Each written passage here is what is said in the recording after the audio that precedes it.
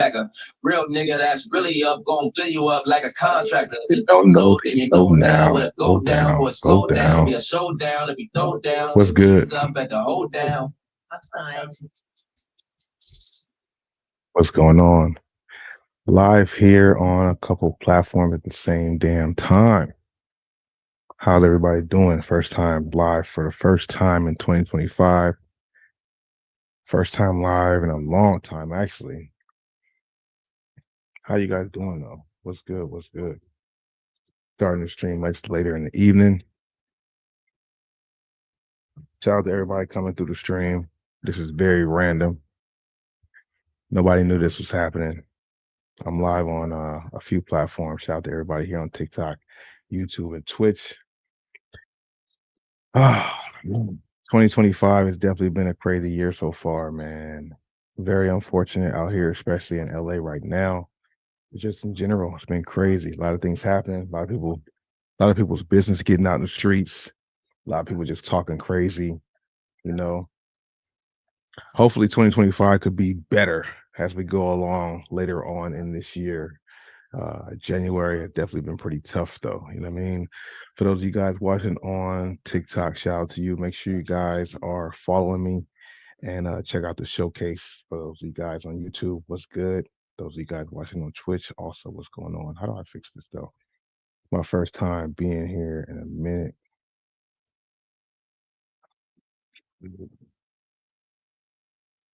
Rich, what's good? Welcome to the stream, bro.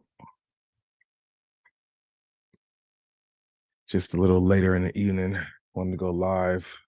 Want to get back in the flow of doing this. We've been live on TikTok a lot lately, just doing other things. But tonight we chilling.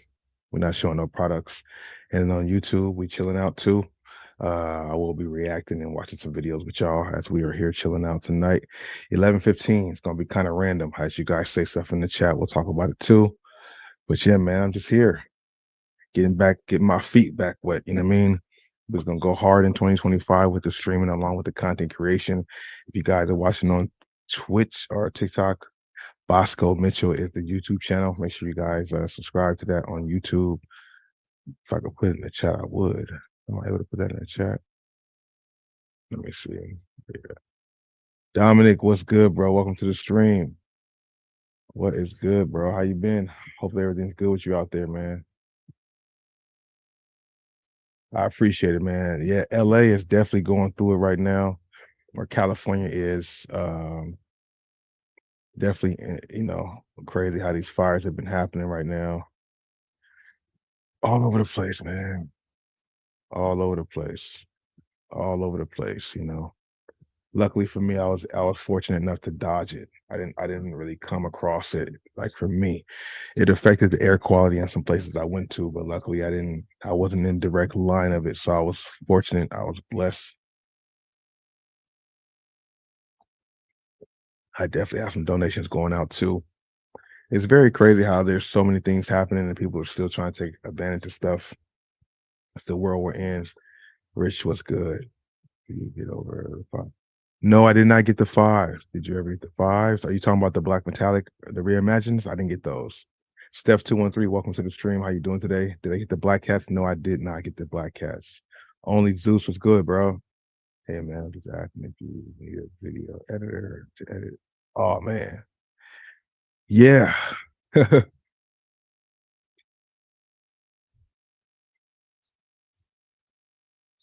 Yeah. Yeah, if you can, there might be an email on my Twitch. There might be an email on my Twitch. If not, come to the YouTube, uh, Bosco Mitchell, or you can get to my Instagram too. I'll type it in the chat here. Cause man, it would definitely help out.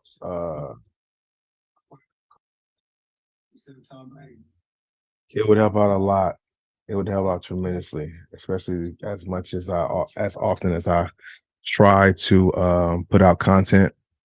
And once to put out content, the editor would change the game for me. So yeah, I sent my Instagram.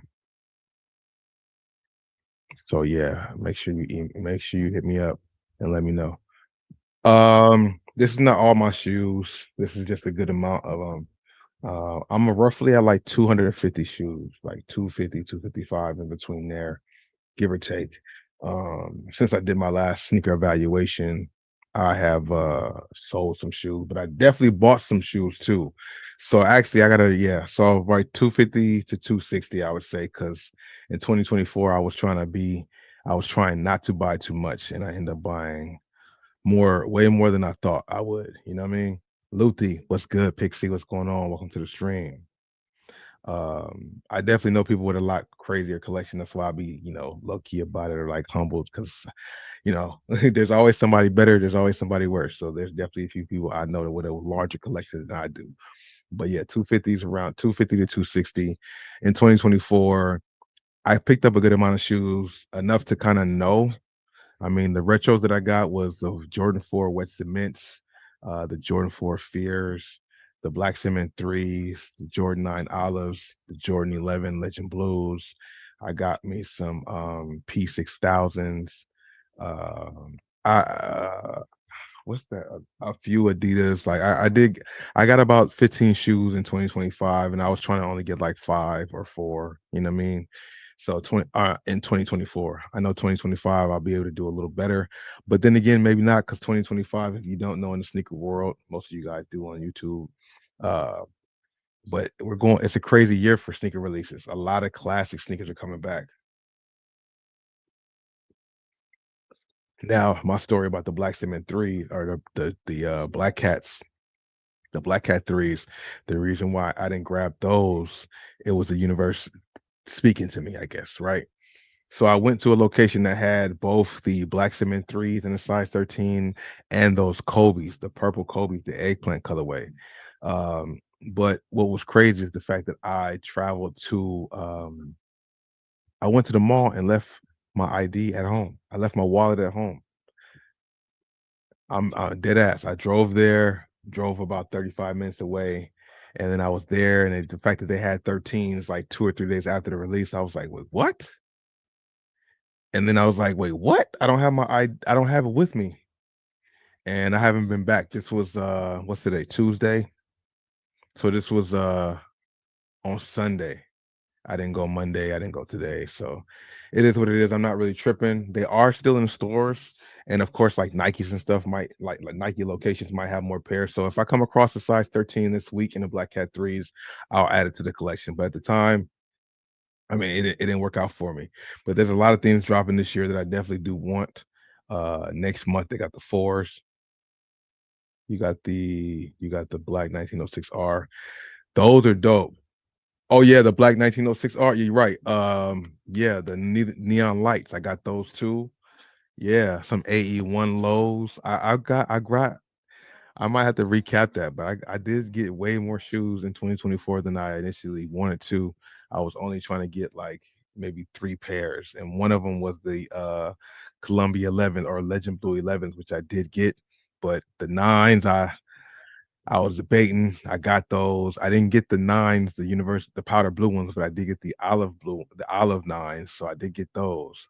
But I grabbed way more than intended to, bro. Way, way more than intended to. I think I'm at like 40-ish pairs this year, Luthi. That's easy, bro. 40 pairs collect like period or 40 pairs this year as far as picked up for yourself. It's possible to be either, you know what I mean? Okay, for sure. Only Zeus. I appreciate that, bro. Thanks for reaching out too, because yeah, if you check out the YouTube, you check out my Instagram, you see I put out a lot of content, and then shout out to everybody watching on TikTok. We definitely put out a lot of content there too. Definitely put out a lot of content there. Saw the video probably a lot. Diamond Turfs. Diamond Turfs are definitely dope. They've been dropped down to what, $100. Diamond Turfs for the most part are $100 everywhere. Maybe cheaper next week as prices are going cheaper and cheaper. Cool, what it do, bro?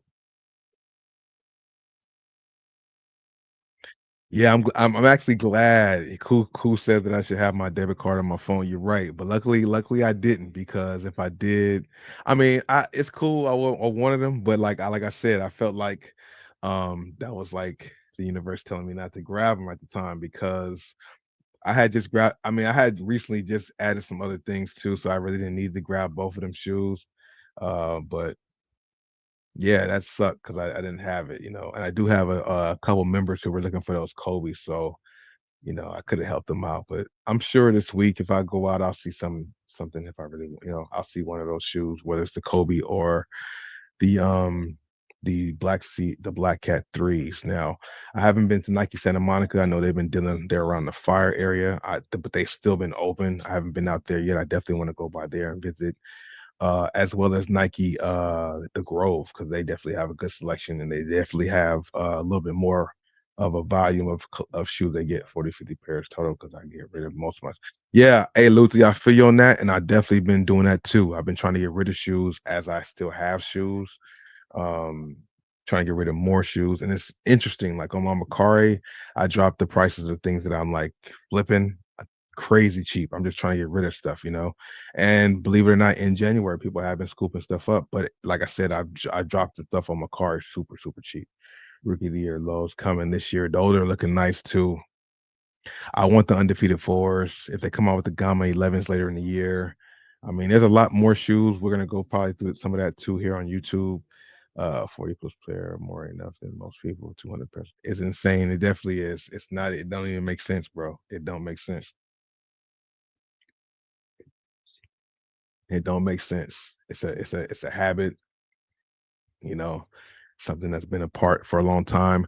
Like I'm telling you, because that's the good thing about the sneaker culture, as people say. Like the culture is two different parts, but being that the shoes are easier to obtain, I think that helps out a lot, in my opinion. You can easily walk into a store, kind of find your shoe or size you want, whether it's the day of release or maybe a couple days after. Even for me, a size 13. So the Black Cement 3s fell in my lap. I didn't really mean to go ahead and grab those. I wasn't tripping. I liked them, very classic shoe, but I wasn't stunting. I wasn't on them like that. But they fell in my lap.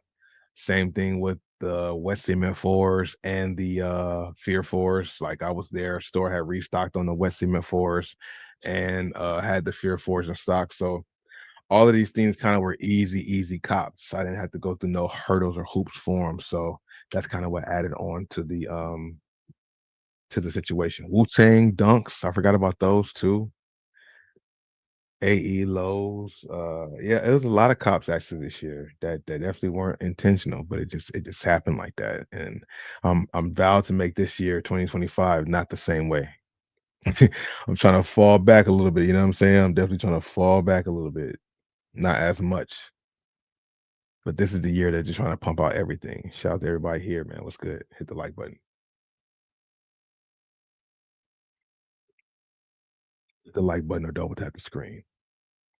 But yeah, man, 2025 has definitely been a doozy so far. Uh, we have these fires out here in California, which is unfortunate. We got a lot of just random stuff going on. You got academics talking about LeBron and cheating, and you got the NBA not being the NBA no more. You got Dipset beefing. How can Cameron Mason and beef again? They've done it before, but this one seems a little more personal. Hopefully, this is the year of the trolls getting trolled. We want to see pranksters, and people causing problems to get just a little what comes to them. I would love to see it in 2025. I would hope that people are kind of like fed up with the trolls and the antagonizers getting away with stuff. So hopefully at some point we can see as what they call street justice for a lot of these things. You can't be on a radio or a podcast saying, "I know you was cheating. I know you and this person was doing this with this girl." It's like you can't do that and get away with it for real. We could just out people now and just say random stuff, regardless if it's. I mean, he wasn't there, so if you're not actually there, then you just have to say allegedly. It's a rumor. You know what I mean? But when you say it's like it's true, that's kind of crazy. Hood TMZ podcast was good. Welcome to the stream. All about the Niners, just saying those match Niners gear. Is the Niners I don't know, I'm asking. Because Cowboys ain't there. The Niners in the playoffs? 60 day. Double or triple up on which ones, Luke? Let me see. The white cement fours. Okay, yeah, those are hard too. Let me see something. 60 days. Hey, yeah. Shout out to everybody here on YouTube, Instagram, Twitch. Hopefully everybody's having a good evening. Getting my feet wet back on you know, um, Really bring it about. He never did it like this. I took a different route. I paint a picture like Martin. there we go. Those of you guys watching on Twitch, what are you guys looking for this season, this year coming up when it comes to retros on YouTube? Let me know in the chat. What are you guys looking forward to this year? Let me see how we get this 60 days. Hey, maybe at some point we'll get involved and get the OBS working. But right now we're still using StreamYard. Shout out to StreamYard. Ain't nothing wrong with StreamYard. I like it. I like it. I like it. I like it. So the threes. Let's see. So we all looking at this right now, right? Yeah.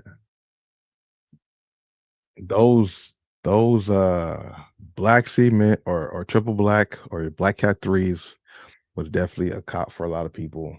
The Tatum's, the colorway, the 6 man, that is actually fire too.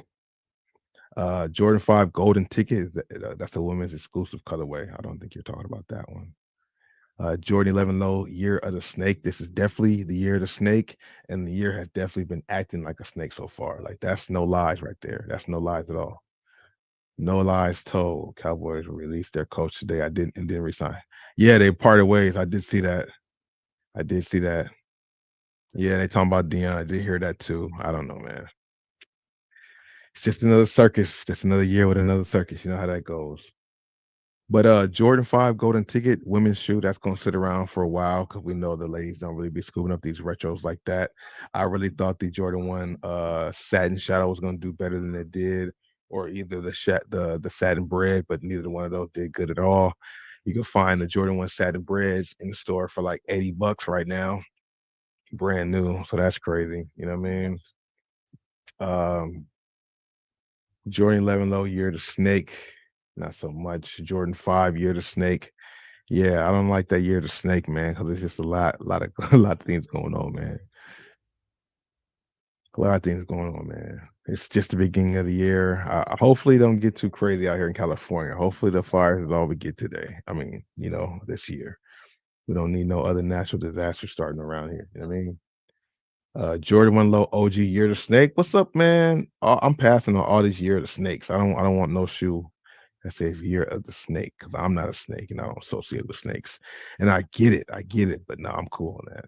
I don't need no Year to Snake, nothing. February with the Jordan 3 Valentine's Day. I did see somebody actually post on my Instagram stories about the Jordan 3 Valentine's Day. It's a women's exclusive colorway. The materials on it don't look bad from what I seen on the somebody had it in hand. It wasn't like it was a image like we're seeing here on the screen. It was more of a video of it. Uh Dropping February 1st for a retail of 215. Wash coral, gem red, and sells the colorway. That's not bad, you know. It looks decent, but I could definitely see it sitting around 2025. Like, it's still the first month. Will the response be the same way it's been previously with things sitting around a lot? I think that will be the case. We're seeing, black cements or black cat threes. I keep saying black cements, black cat threes. Uh, I went by WSS for like 15 minutes today, and they didn't have none there, but they had them in grade school sizing. But I'm sure other stores with larger quantities probably still have pairs available. I don't know the next time I'm actually gonna go out to a store, but when I do, we'll see if they're still available in the bigger sizes. You know, that's the first shoe right there to kind of test the waters to see if it's going to be a slow situation or not. But the thing about that is also it's January, so people were recovering from Christmas and all the holiday shopping and stuff. So that could be another reason why. You know, uh, holiday shopping. Plus, if they did cop the Jordan 11 Columbias, those were 230 before tax. So a lot of reasons why people left those alone. And then the Jordan 5 Black Metallics, the Black Metallic Reimagined drop in February. Is that around All-Star weekend? Or 8th for 210, right around All-Star weekend. I've seen these in person already. They definitely look nice, It's not a bad Jordan 5 at all. I know people kind of like Jordan 5s more than some of the other silhouettes.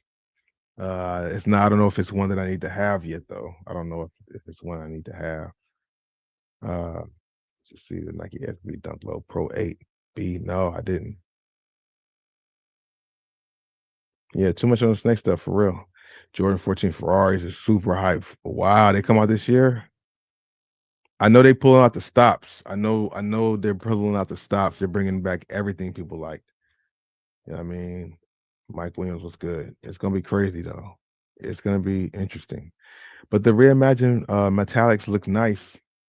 I don't know if it's something I have to have though. We definitely gonna check them out. The content on them. I mean, fives are nice. They're very comfortable shoes. They got a lot of cushioning going on, so it's not a bad shoe to grab if you're into that. You know what I mean? Trying to be more, selective. Like I said, I bought way too many last year, so we're not trying to continue that so soon in the year. You know what I'm saying? But the reimagined metallics are definitely a solid shoe.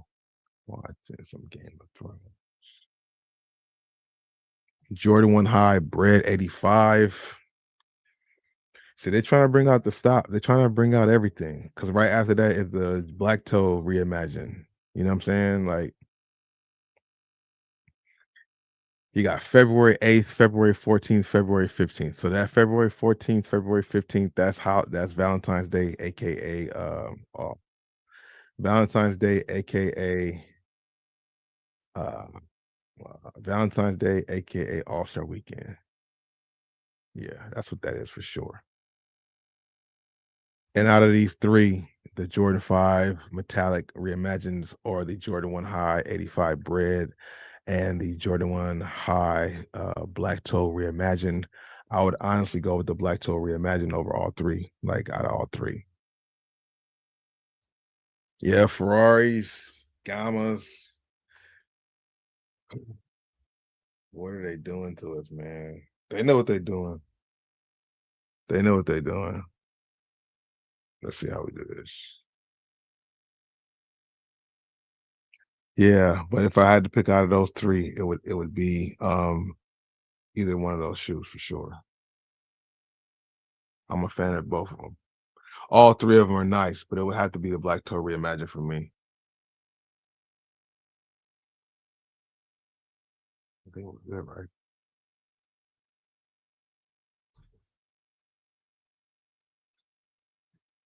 There goes Kobe 6 All-Star.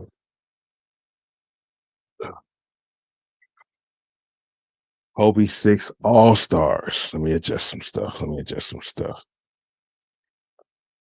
Kobe 6 All-Stars. I mean, there's a lot of Kobe's out here. A lot of Kobe's coming out this year too. What time? When? Just, oh yeah, throw all the OG colorways out. You're right about that. Need an All-Star Kobe 6 or something like Dow Jones rap. So Jordan 3 Lucky Shorts. You guys know the story behind that, obviously. That's the short Jordan used to wear his North Carolina practice shorts underneath his NBA shorts, right? Under his shorts and practice, he used to wear his practice shorts underneath the game shorts. His UNC shorts, he used to wear those underneath. I'm sure they probably got that written here somewhere. Because the lunch version of this edition draws inspiration from Michael Jordan's lucky UNC practice shorts. Jordan wore these shorts under his Chicago Bulls uniform every game. There you go. So the lucky threes, the Jordan 3, lucky, what is it called? Lucky shorts. I mean, they gotta find storyways. They gotta find storylines to make this stuff make sense. They gotta find storylines to make this stuff make sense. So because that's what a lot of people are saying is lost in the sneaker community right now is the fact that there's not a lot of stories. And then again, the stories that are there, the youth, the people who are buying stuff don't really care for the stories also. So it's like a combination of both. But they definitely found a story that I don't remember if they came out with this shoe before. Yeah, I don't think this shoe ever came out before. So they're digging more into Jordan's archives to try to make these shoes appealing, shoes that are non-retros. Releasing February 22nd for a retail price of 200 for men and then you have grade school at 150, preschool at $90, and toddlers at $75. But yeah, these represent the UNC shorts that he wore underneath his Chicago Bulls shorts. So Jordan 3 lucky shorts. I like the colorway though. Colorway is not bad. Of course, you're gonna get some good leather materials. That blue that hits there is clean. You know, is that the low cut? A lot of people talk about the low cut suede on there. Is that what that is? I think that's what they're displaying in these pictures. If you guys want to see what we're actually seeing on TikTok, go ahead and check out my Twitch or my YouTube, which is Bosco Mitchell. It should be pinned in the comments. It should be. But yeah, let me know what you guys think also about the shoes dropping in 2025. And if there's anything you're looking forward to, I'd like to hear that in the chat or in the comments. You know what I mean? Um, yeah, Jordan 3 Lucky Shorts on February 22nd. Now on March 1st is your boy's birthday. So whenever Jordan drops something on my birthday, I usually cop that shoe. Uh I think, if I remember correctly, certain releases if it stood out and it dropped on my birthday, then I kind of grabbed it. So on March 1st, we got the Jordan 12 flu games. Now, that's a classic shoe in itself. I had the last pair that came out, but I did sell them since then, obviously. And kind of dreaded that. I dreaded that, you know. I dreaded selling my flu games, my last pair of flu games, but it is what it is because now they're coming back. Um, for the first time since then. I think that was like 20. They don't say it here. I don't know why they don't say it here. It's like the first time since like 2015, 2016, something like that. 2017 is the last time the flu games came out. I forgot the actual date. If you know in the comments, let me know. Like the threes are nice. Need a Nike Kobe 6 Dodgers. Those are dope too. Flu game, food poisoning game, exactly. Passing the flu game steps, I can dig it. It's a classic shoe. I had it before. I let it go, so I kinda think I want these again. I think I do. I might change my mind when it actually drops, but 11, 12s, and 13s are my favorite silhouettes, and this is one of the best, of the Jordan 12 silhouette, in my opinion. The playoffs, the flu games, and then maybe I don't know, there's a couple other ones, maybe French Blues, maybe I don't know. I don't know what the top 3 is, what the 3rd one would be off the top of my head, but the, flu games is definitely one to grab. I love the quality they give you on the Jordan 12. They never slight you on the quality, you know what I mean? Um, oh yeah, that's Agent Zero right there with the guns busting. Anyway, yeah, Jordan 12 flu games. That's definitely something I think might could be the first cop of 2025 for me if I stick to it on March 1st. $200 retail. Size 13 shouldn't be too hard to come across for that shoe. You know, the nostalgia is leaving for a lot of people. I didn't get the black cats. I was just explaining the story. I went to a mall to go see if they had the black cats and the Kobe's, and they did in my size 13, but I happened to leave my wallet at home. So I drove like 35 minutes away without my ID or wallet or anything. So I didn't grab them. And this was 2 days ago. So if I do come across the size 13 this week when I go hit the stores, I definitely think I might pick that up. I think I'm not really tripping off them. I like them though. I do like them. So if I do find a 13, I would pick it up just like I would have picked it up then. But what's crazy, one thing I'm glad you said that. One thing that I've noticed, I don't know if you guys have seen it in the store. I don't know if every store is doing this, but for the Jordan 3 Black Cat at a particular sheep that I went to, they told me they didn't have the 13 my size 13 in store, but they had just got a call saying that they were able to order the pairs for me. So that means that there's some stores that didn't sell, or even online they didn't sell out of sizes. So I think a couple of days later might not have changed, you know, especially out here in California. A lot of people are going through more important things than some shoes. So that might have taken away from some people trying to grab them. I don't know. I am in the town of resellers like most people could be, but LA, we got a lot of resellers out here. So the resellers could have made their rounds already and scooped everything up. That's just how it goes. If I don't get a 13 in it, that's fine. There's always restocks later in the year, late shipments. A lot of stores had late shipments on these threes anyway, you know what I mean? And the Kobe. So I'm not tripping if I don't get it, but I didn't get it. when I was going to get it. That would have been the first pickup. But I got there and they didn't have my shoe. I mean, I didn't have my wallet. That was me. I don't know how I did that.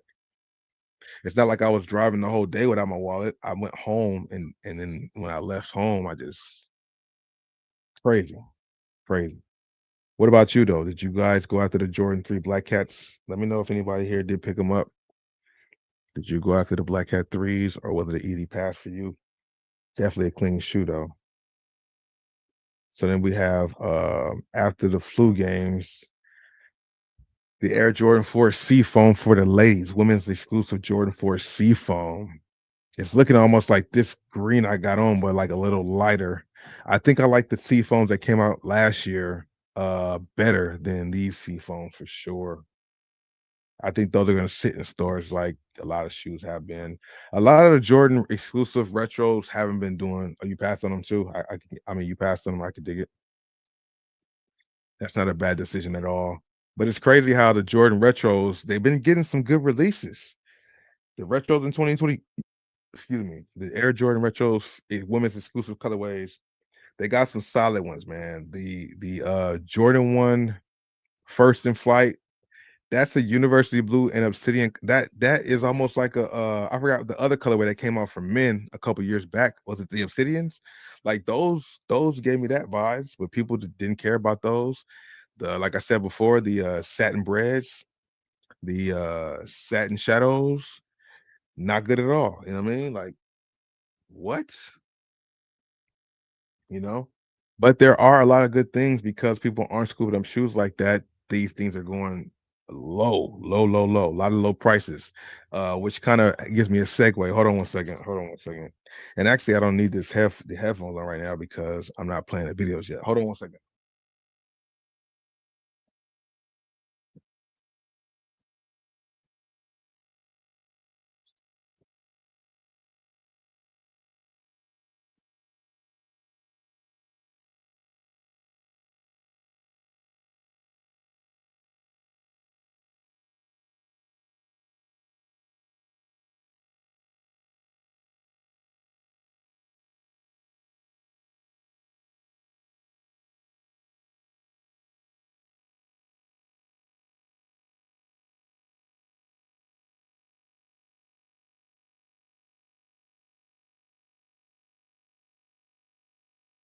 Yeah. So speaking of deals, like because people have been chilling and haven't been scooping up too many things, which is a good thing.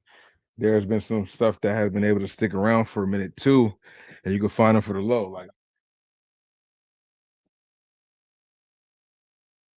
finding these for $80 was something I didn't think was going to happen when this was initially introduced. These initially was introduced a year beforehand, or maybe like 6 to 8 months beforehand. And when people first got images of this Jordan 1 satin bread, everybody was like, "Oh my God, we're grabbing it!" Boom, boom, boom, boom. I heard a lot of hype. It made it seem like everybody was going to go after this shoe, and it kind of was quite the opposite. I found them for $80, bro, and they retail for 180 normally. I was kind of surprised. Not for sale, grabbed these for my girls collection, but it's just crazy that these didn't. That's crazy. The a bread Jordan 1. So that's what makes me wonder about the high 85 and the black toe. I mean, maybe because those are leather that they will sell out, I guess, but this is not a bad colorway right here. It looks really good on camera with the right lighting. I mean, these look fire on the camera that I'm looking at right now. But found these for like $80 in store. A lot of things are going like for the low right now. you know. So I'm curious to see how many of these 2025 releases end up going for that low. Uh, the other day I was at a shoe not shoe palace, but a what is it called? JD Sports. And JD is one of them places too that have a lot of good things marked down if you guys are able to hit the stores up. You know, I still got the tag on it. These will be in a giveaway for a YouTube video soon. Once we get 15 subscribers on TikTok, I will do sneaker giveaways during the live streams for my subscribers. We're at like 3 right now. So subscribe at any level on TikTok and we'll start doing giveaways for my subscribers. And then in YouTube videos, I already have a giveaway going on in my previous video. Make sure you guys watch that and do what you gotta do if you guys want that giveaway. And then in the next upload, we'll have another one. But I came across the Curry 11s for 40 bucks. 40 bucks is definitely cheaper than you'll see them when they release. They were normally 160. 40 bucks.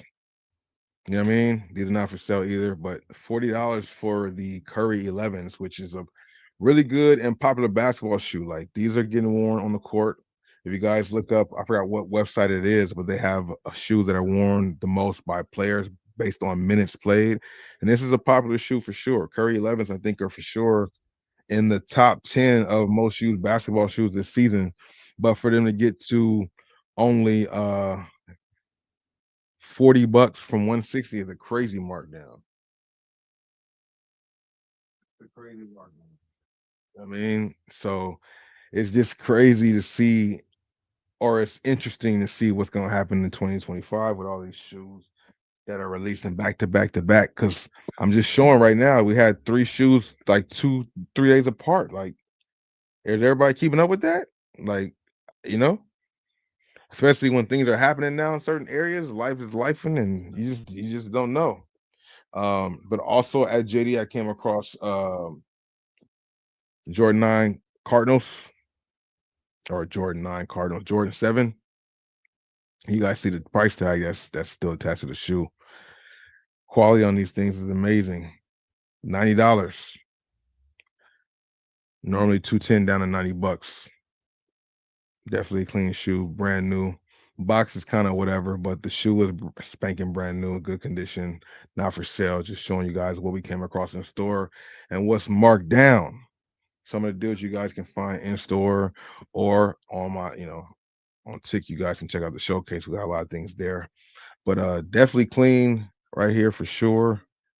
On TikTok, what y'all been thinking about what they've been saying lately though, too. Like they saying the extra 270 days, blase is looking kind of good. I don't know if it's official tissue like a referee with a whistle, but at some point, I think that's gonna happen. So if you thought it was done, just you gotta turn up the grind mode a little bit more, man. I think we might have some more days to kind of keep this thing going, which I'm excited about.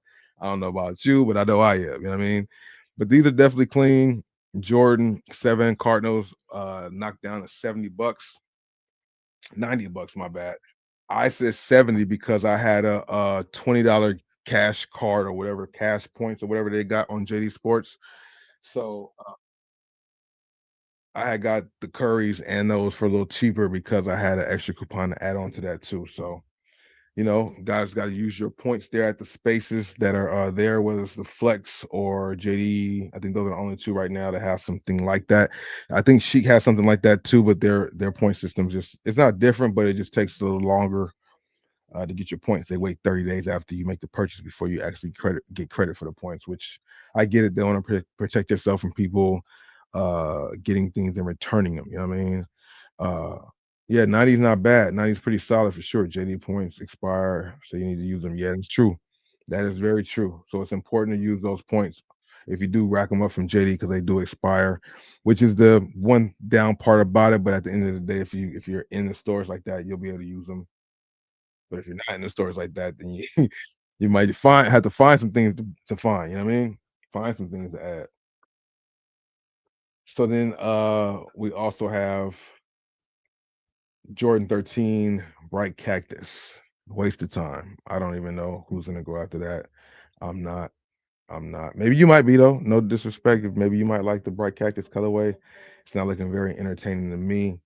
The I'm on my year Air Jordan 3 OGSP diffused blue. Now that looks like a problem. You know, I'm on my years are always on point for sure. I'm on my years are always on point with the yeah, I'm on my years are always on point with the quality and materials. Man, those are clean. These are not women's exclusive, are they? No, I don't think so. No, they're not. Released in March 15th for 225. They love to keep that 225 price point because obviously it's a collab. But this colorway is nice. I'm not mad at it though. I'm not a big fan on majority like dominant white shoes. Um, but those are clean. And after getting the Jordan 11 Legend Blues, You know, that's like one shoe that's the hardest thing to keep clean. And one thing about that too, I showed you guys on Tik and Instagram. I got a pair of Jordan 11s brand new, but they came yellowed already. And I haven't made it back to the store to take it back. And I kind of messed up on that. I don't think it's past the 30 days. I gotta look at my receipt. But yeah, man. My Jordan 11 had some yellowing already out the box. That's crazy, right? Out the box. Where the laces go, it was yellowed on one shoe. I'm like, how does this happen, bro? But I did post that, and people did say they heard about that happening. So one thing about it is you guys gotta check the shoes before you leave the store. As me as a content creator, I don't do that because I like to find whatever I find on camera when I open it up or whenever I get home. Um, for that purpose. But in store, you should definitely check your shoes out. Make sure there are no factory flaws that you are not pleased with. Because I mean, factory flaws is something we can't get away from. Oh, here we go. I hate when I do that. No, factory flaws is not something we can get away from, but you can avoid. You can, you can avoid stuff. Pass on them. I hear you, Luthi. I'm on year threes are good, definitely. I'm a big fan of those. I like the way they look. Those Jordan 9 gray is kind of, yeah, that's the classic cool gray. The Jordan 9 Cool Gray is definitely the classic. It's definitely a classic one. This Jordan 9 Wizard Days, as you see him wearing them, and when he wore these when he played for the Wizards. Those of you guys watching on TikTok, Jordan 9 Cool Grays. In my opinion, the Jordan 9 Cool Gray, I got to think about it. Maybe you guys can refresh my brain. But okay, they're dropping March 15th also for a retail of 110. But if I'm not mistaken, the Jordan 9 Cool Gray is like the cool gray shoe. Like that's I don't yeah, I would say that's like the first cool gray shoe, right? Wasn't that like the start of the cool gray series, like the Jordan 9 cool gray? I could be wrong because like there wasn't a Jordan 1 or Jordan 7 cool gray. Like, no, I think the cool gray started with the nines, right? I think so. So yeah, that's another reason why I like it. It's the first of the first. That's where the cool gray got it from. You know what I mean? Uh Jordan 4 Cool Gray came out, well, yeah, way later. Yeah, yeah. So the Jordan 9 was the first, I think, first Cool Gray retro. And that was kind of what set the standard for the Cool Gray, Cool Gray theme and colorway, I think, right? 'Cause I had those Cool Gray 12s, the PSNY 12s, and I sold those too, man. Damn. The PS9, I think that's what it was called, the PS9 Jordan 12s. Yeah, those was hard. And I definitely got rid of those eventually. You know what I mean? Mm. Yeah, those are dope. Those were dope. Jordan 9 Cool Gray. Jordan wore those Wizard days when he was still dropping 40 every now and then at 40. You know what I mean? He had a 40-point game for sure. I think once or twice. But yeah, 210 is the retail and 160 for Gray School on a Jordan 9 Cool Grays, dropping March 15th as well. The last shoe I saw, yeah, I'm on my years and the Jordan 9 Cool Grays. So obviously, if you have them, I mean, you guys should know, but go for the like if you like both of those and you want to get both of them, obviously you should know the Jordan 9 Cool Gray is something that you can go after second because the I'm on my year collaboration, everybody's gonna want those. Men and women gonna want those. So um yeah, you can go after Cool Grays the next week or the next 2 weeks after. You know what I mean? I think those will be available. But I am a fan of the Jordan 9 Cool Grays for sure. Um, they're making it tough because then you got the Obsidian Jordan 1 Low OG the next week on the 22nd. Like they're going back to back. It's gonna be an interesting year with these drops. But like I said, with so many drops, I think that's gonna help the fact that it will, you can get the shoe you want a little more because not everybody's grabbing everything, not even the resellers. The resellers ain't grabbing everything because everything ain't got resale. So the more they dropping back to back, the more the common casual sneaker lover or wearer could get some cool looking shoes or colorways that they've heard about or thought about. But that Jordan 1 Low OG Obsidian is definitely fire. Jordan 1 Low OGs come with great materials. They never shortchange the materials on the Jordan 1 Low OG. So those are going to be pretty nice as well. Hard to turn away, but the Jordan One Low UNC to Chicago, I thought was better, but we find those at store for $55 now. Maybe because it was a women's exclusive colorway, but I thought that was really nice. It was an OG with good materials, and people didn't care too much for it. We've seen Cool and I was at a store not too long ago. We found the Jordan One Low OG, that Japan one, that gray colorway for like $60. This thing is different right now with the sneaker game. So you know what I mean? You don't know what you're gonna come across, what the price could be.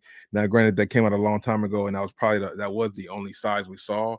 But just like these Jordan 9s was the only size, and the Curry was too, but it can be found, you know. Then we got the Nigel Sylvester Jordan 4. Now that one is definitely pretty dope. It's pretty fire. That red tone is very nice, brick by brick. Nigel Sylvester Air Jordan 4 brick by brick release March 25th. Is there a release date, an actual date? March 23rd for retail of 225. March could be March is a fire month. So I mean, from what I'm seeing, firewood orange cell and cinnabar is the color scheme for that shoe, and it retails, like I said, for 225. They're not saying nothing about grade school sizing, so maybe they don't have no grade school sizing available. Um, it would be available on men's sizing with the retail price 225, both in store and online. They look nice though, but that's good. That's a collab people will want, so that's gonna be a little harder to go after and get. So you might have to put in some extra footwork for it if you guys really want that. You know what I mean? Raise that red is fire. Yeah, the material is very nice, man. Yeah, it is that. It is one of those. It is one of those type of shoes. You gotta be careful where you're wearing it in LA. You know what I mean? It's a fire shoe though, man. But yeah, unfortunately, you gotta be a little cautious on where you're wearing that at. You know what I mean? But I'm with it. I like those. I like them. I like them. They got any more pictures of them? No other angles. Same little. I like the little detailed Nike swoosh on the toe box or on the side of the shoe. That's pretty nice. Little details to make it look different. Got the bike air on the back. These are a 10 out of 10. The Nigel Sylvester 4s are a 10 out of 10. People will be going after these for resale and collecting, but resale for sure. The suede, the materials are good. The red are dang. You gotta wear them special events and be safe around where you at, because they gonna definitely be questioned like, stand out. They stand out. But I see Jordan bringing a lot of the swoop shoes out with the damn 12s, the flu games. But these is hard though.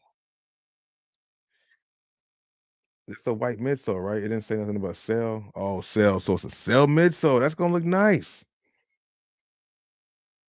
If you can find some cell laces, I'm always about lace swapping. Maybe the white laces in there kind of, for LA purposes, take it down a little bit. Maybe that could be the case. I don't know. Damn, that's crazy. That shoe look dope though.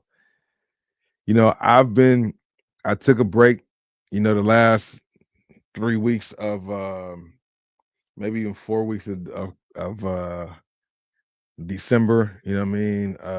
Thanks to, the apps, man. So I was able to kind of chill out and just kind of focus on a couple other things. So I've been out the loop when it comes to the releases, and that's what I do. I have a channel about sneaker releases and information. I will be back on the grind with that now starting this week. So if you guys do know about Bosco 2.0, make sure you guys check that out. That's for where the sneaker news is. Um, because there's a lot of things coming out and a lot of things that I didn't even know about because I haven't been really tuned in like that. These are crazy. I didn't know. Last time I touched on 2025, these weren't mentioned yet. Or maybe they were rumored, but there was no images. Now we get images of the Nigel Sylvester bike air. Let me know what you guys think about them.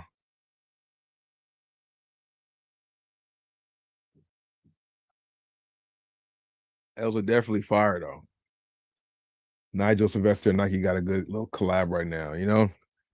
I wonder who came up with that colorway. Nike's, you got Travis, you got Nigel, you know what I'm saying? Over there influencing the wave. Virgil was influencing the wave. You know what I'm saying? But yeah, that's crazy though. Now these are crazy in my opinion. See, that's crazy. Okay, I just said crazy 5 times, but the Air Jordan 3 Rare Air releasing April 2025, like that's the week after. Oh my gosh. April 12th. So you get like a week, maybe 2 weeks, give people time to recover. If you're able to get the Nigel Sylvester Jordan 4s and then turn around and get the Air Jordan 3 OG Rare Air, that's a great year, regardless of whatever else you cop, in my opinion. These are I like them. The rare airs, the what's the colorway? Black, chili red, neutral gray, military blue, and coconut milk. Yeah, those is crazy. I like them a lot. They come with the blue laces. You can switch them with the red laces or white laces. Wow, that's two very solid releases right there. That's already after Alma Year threes, the flu games, the black metallic fives. Like they not playing this year. That's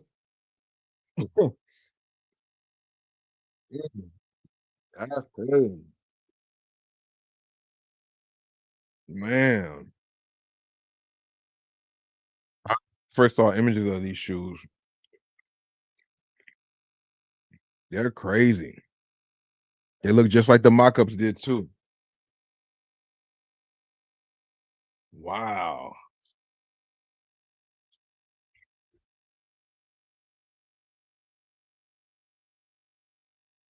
Snap, my bad. Mm. Yeah, Snoop probably would never wear those Nigel Sylvesters, no matter how dope they are, you know what I mean? But that's two fire releases back to I mean, we've already said that I think maybe before, because the Alma years with the nines to me, that's fire. With the wow, man, what the hell's going on here? March is stupid too. February, okay, the weakest month is January. So far, January just had the Black Cats. That's it. Y'all got lucky in January. We got lucky January. You know what I mean? We was able to pick and choose in January, but February is ridiculous with the reimaginings, the bread, the 85 highs and the black toe. Then you got the lucky shorts. If you're into the three, that's a clean shoe. Right after that is the 12. March, you got the 12s, the Amamiers, the nines, the OG lows, and the bikes. That March right now is looking like the best month with at least 5 bangers. If you want to narrow it down to be real, 3 bangers, but that's better than the previous 2 months. You got Nigel's, you got the Amamayers, and you got the flu games. Like, but then February had the four. That's a crazy. All right, move on. So April came back with those. Then you have 6 days later, so the next week, the Jordan 1 Low Rookie of the Year, as somebody mentioned earlier in the stream. The Great Five. Oh my God, bro. Who do they think is gonna buy all these shoes? Nike trying to take all the bread, all the extra bread we get back from whatever. They trying to take everything. Tax return money, everything. You gotta be smart. You gotta be selective, extra selective.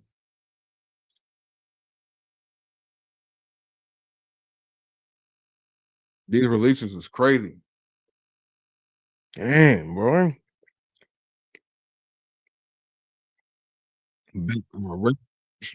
Rookie of the years with great quality for sure. I have seen some images of those on like Instagram and stuff. Jordan 5 OG grapes. If you know about Jordans and grapes, that's like one of them ones for sure, you know. Big fan of those. That's a tough month too. Jordan 3 sale for women exclusive. Okay, that's something we can take a fallback from. I don't know how many girls will scoop that one up. It's white with the gray. It's definitely nice. But with everything else going on, you know what I'm saying? I don't know if I think this might be one that kind of gets slept on a little bit. It's still a nice colorway though. Releases in April 2025 for what, 210 or 200? For 200, April 23rd. I don't know.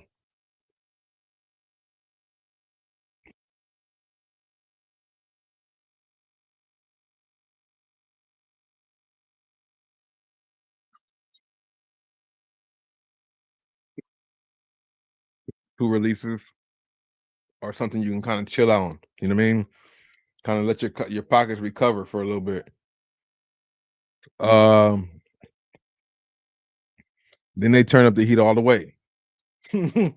That's what they know what they're doing. They still dropping stuff, but they turning it down a little bit too at the same time. Cause they let you chill out in your pockets here after this first flurry in April, the top of the April month, the 12th, the 18th, and the 19th. Then they give you a week or two because you got the Jordan 3 sale for women, Jordan 1 Low OG Phantom. People ain't really sweating those.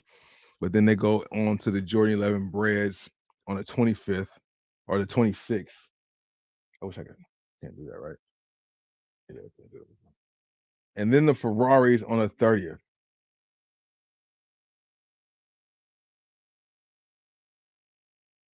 Jordan 11 lows are good quality shoes. Not the IEs, the Jordan 11 lows.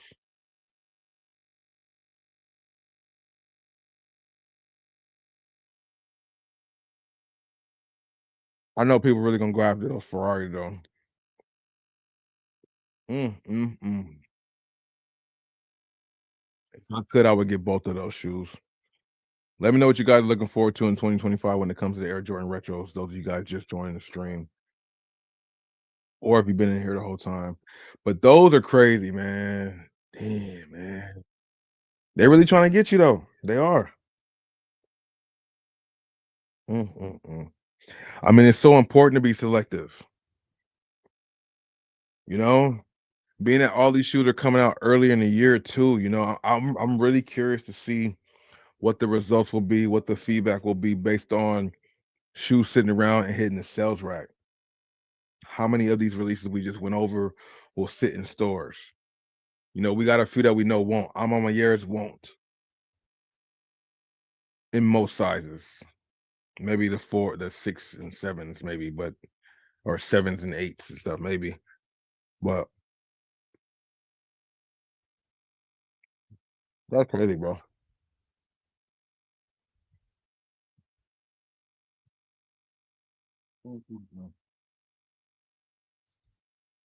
It was good. My bad. Mm-mm-mm. Yeah, that's how it goes. I can easily pass on whatever for women anyway. Jordan 1 High OG Rare Air Cinnabar. Jordan 1 High OG Rare Air Deep Royal Blue looks nice, but I'm cool on that. Jordan 4 for Forget Me Not women's exclusive. I think the women will forget about that shoe. Jordan 1 High OG UNC Reimagine. Here we go. Followed by the I'm on my year Air Jordan 5. But you notice that they do give you some time to cool off though.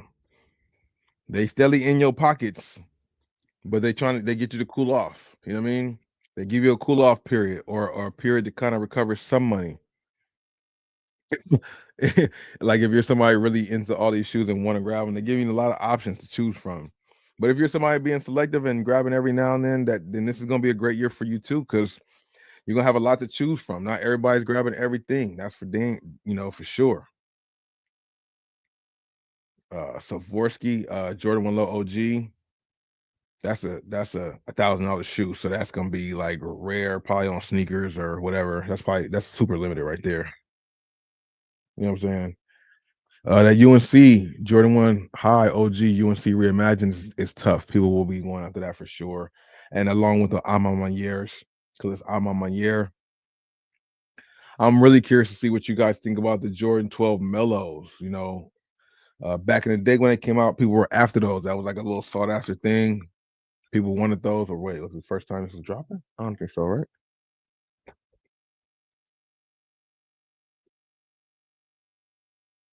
200 bucks. Yeah, so they first came out in 2004 when Melo was a rookie, or he wore them.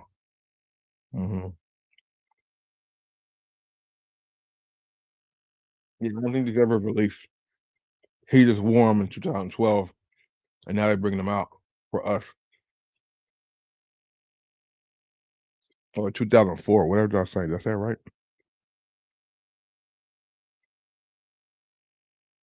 May 17th for $200, white University blue metallic silver. I'm not mad at those. I'm not mad at those. Jordan, yeah, definitely not a bad shoe. Jordan 12 Mellows, white with the University blue colorway. You can't go wrong with that. I'm a big fan of the this Mellow right here. Mellows has some solid Jordans, the like the retro Jordans. His shoe, he had like maybe one or two that was solid from his personal shoe. But the Jordans that he wore, these are really nice. And those 13s that came out defected, still fire. And those things still had a resale, even though they were defected shoes. A lot of people were looking forward to it. We heard somebody in the comments talk about the Jordan 4 OG white cement dropping May 24th. That's definitely going to be a sought after shoe by everybody.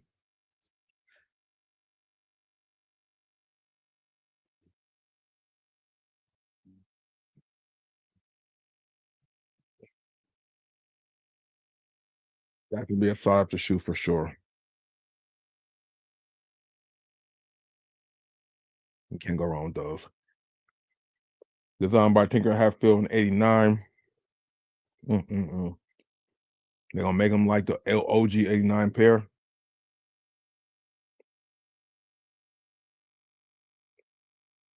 Very clean. No lace swapping needed. Very classic sneaker, in my opinion.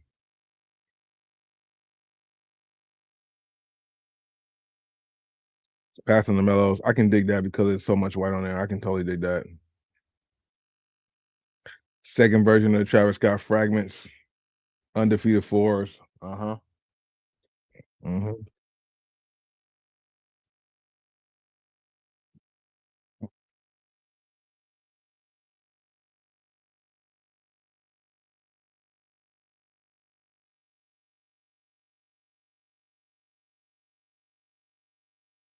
Push this thing up real quick. Trophy rooms. A lot of good things to talk about when it comes to these sneaker releases. Hold on one second.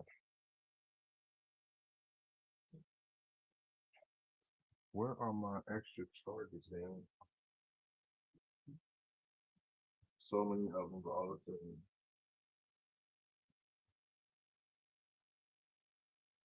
So quick.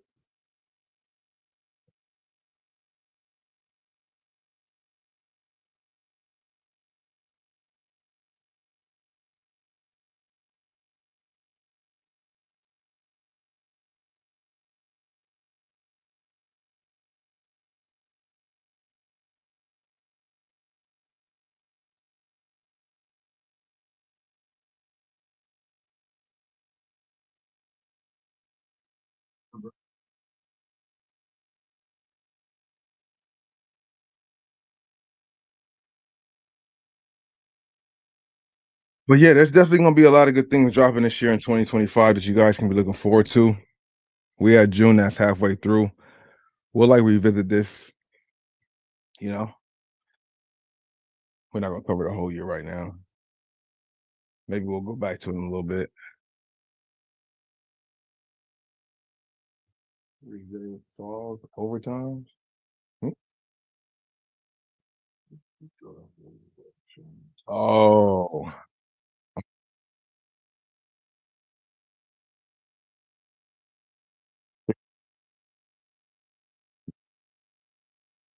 okay. Let me see.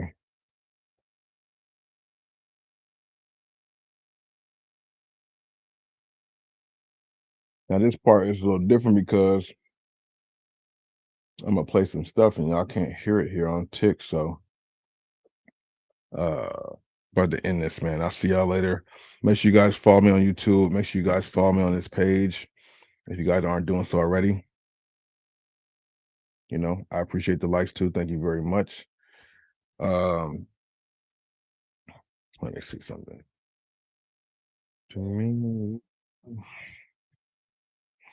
Now, 2025 has been a wild year, bro.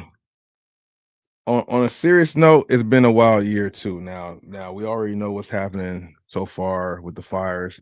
I feel sorry for everybody who has lost something. Hopefully everybody's able to recover soon or as soon as possible. And my condolences to anybody who lost somebody. You know what I mean? But on the other front, there's a lot of things happening like in the entertainment world and just other things that's just kind of crazy.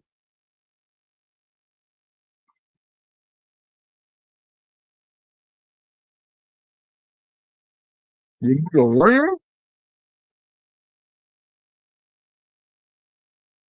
What's it like out there in London, man? Shout out to you, bro.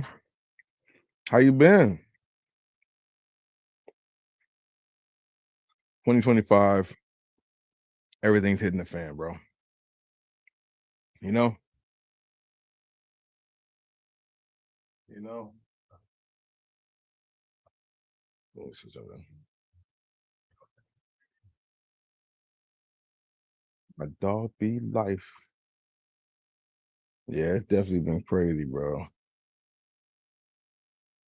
Shoe plug moved to London. Shout out to London though, man. Hopefully at some point I can visit London.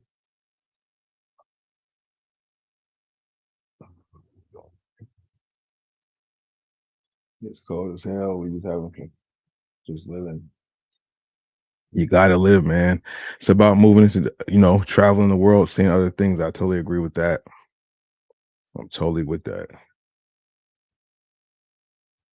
Jim Jones and Cameron not cool no more. What's going on with this stuff? How's this even happening? And Lauren, I got some questions about it. I really do. I know it's Okay. like backstory and all that, but for Cam, in my opinion, he acting like he ain't never had nothing to do with Jim at all. Yeah, Like it made me sad. And I know that people are like, "Oh, they've been doing this. It's not the first time." But me as a fan, it made me sad. But there's a lot to it. So Cam yesterday came back to "It Is What It Is," which is a show with Mace and Treasure Wilson, and people have been waiting for him to respond. And boy, did he respond! First of all, he sets the scene. Mace is eating popcorn. So you already know that it's about to watch a movie. Yep, you already know it's about to go down. These guys are and beefing. Cam is like, "Listen, I want to get into this."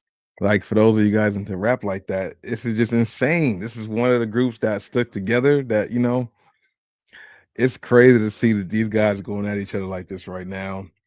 Allegedly, Mace invited Jim Jones to come on to the podcast. I doubt he'll take the offer. It's just unfortunate this is happening, bro. Everything is crumbling right now. All kinds of things are just not the same no more, man. You know what I'm saying? I just don't understand it, man. This first before we get to anything else. Because Treasure Wilson's like, y'all want to go sports, y'all want to go with the people been saying. He's like, nah, let's get this out the way. Let's clear the air, right? So as he opens up and starts to talk about it, the first thing he says is like, let's set the record straight. Jim Jones is not even from Harlem, right? Damn. And that stuck to the point where like even Wikipedia, if you look up Jim Jones right now, go on Wikipedia, they have his location where he's from as the Bronx, which is crazy because Jim's a Harlem guy. He got the Thinking that Jim Jones is not from Harlem. Now, people have to determine. I know this is all petty stuff, but if you just want to delve into the petty stuff of what we're seeing and watching, what determines where you're from? Is it where you went to school at, where your parents stayed, where your grandma stayed? What determines your neighborhood? What determines your neighborhood? Is it where your grandma stay? Is it where you grew up and went to high school? A lot of people say it's about where you went to high school at. What determines that? You could have been born in Texas, but then your family moved to LA when you were 8 and you've been in LA ever since. You're not from Texas, you're from LA, in my opinion. When you're 21, 22 years old, or 35, 45 years old, you're from LA, you're not from Texas. You know what I mean? Say where you raised at. That's what I'm saying. That's what I think too. Like where you spend most of your life raised at, where you lived. Like I'm from LA. No. I'm from the Valley, and I wear that proudly. I don't care. I was born in LA though. I lived in LA until like 11 years old. Then from 11 on, I've been in the Valley the whole time. I grew up. It's gonna sound hilarious though.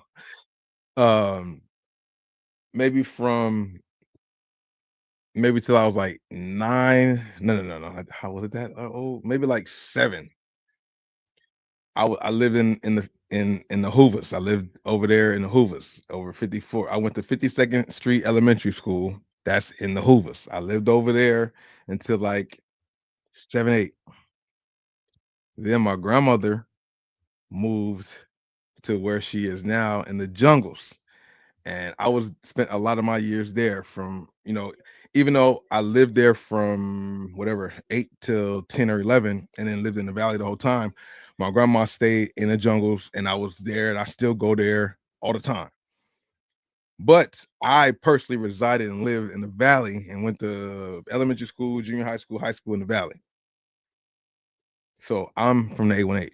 But I grew up and was around and went to preschool in LA, and then my grandma lived in the J's. So LA, LA ties, but I would say I'm from the 818, and I would add proudly.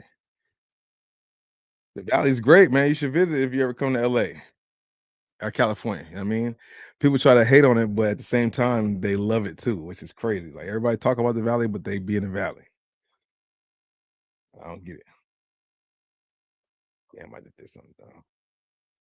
If it's just the New York-ish, that nothing to do with Jim at all. Yeah. Like It made me sad, and I know that people were like, "Oh, they've been doing this. It's not the first time." But me as a fan, it made me sad. But there's a lot to Very it. So sad that they Kim doing that, yesterday though. came back to It Is What It Is, which is a show with Mace and Treasure Wilson, and people have been waiting for him to respond, and boy, did he respond.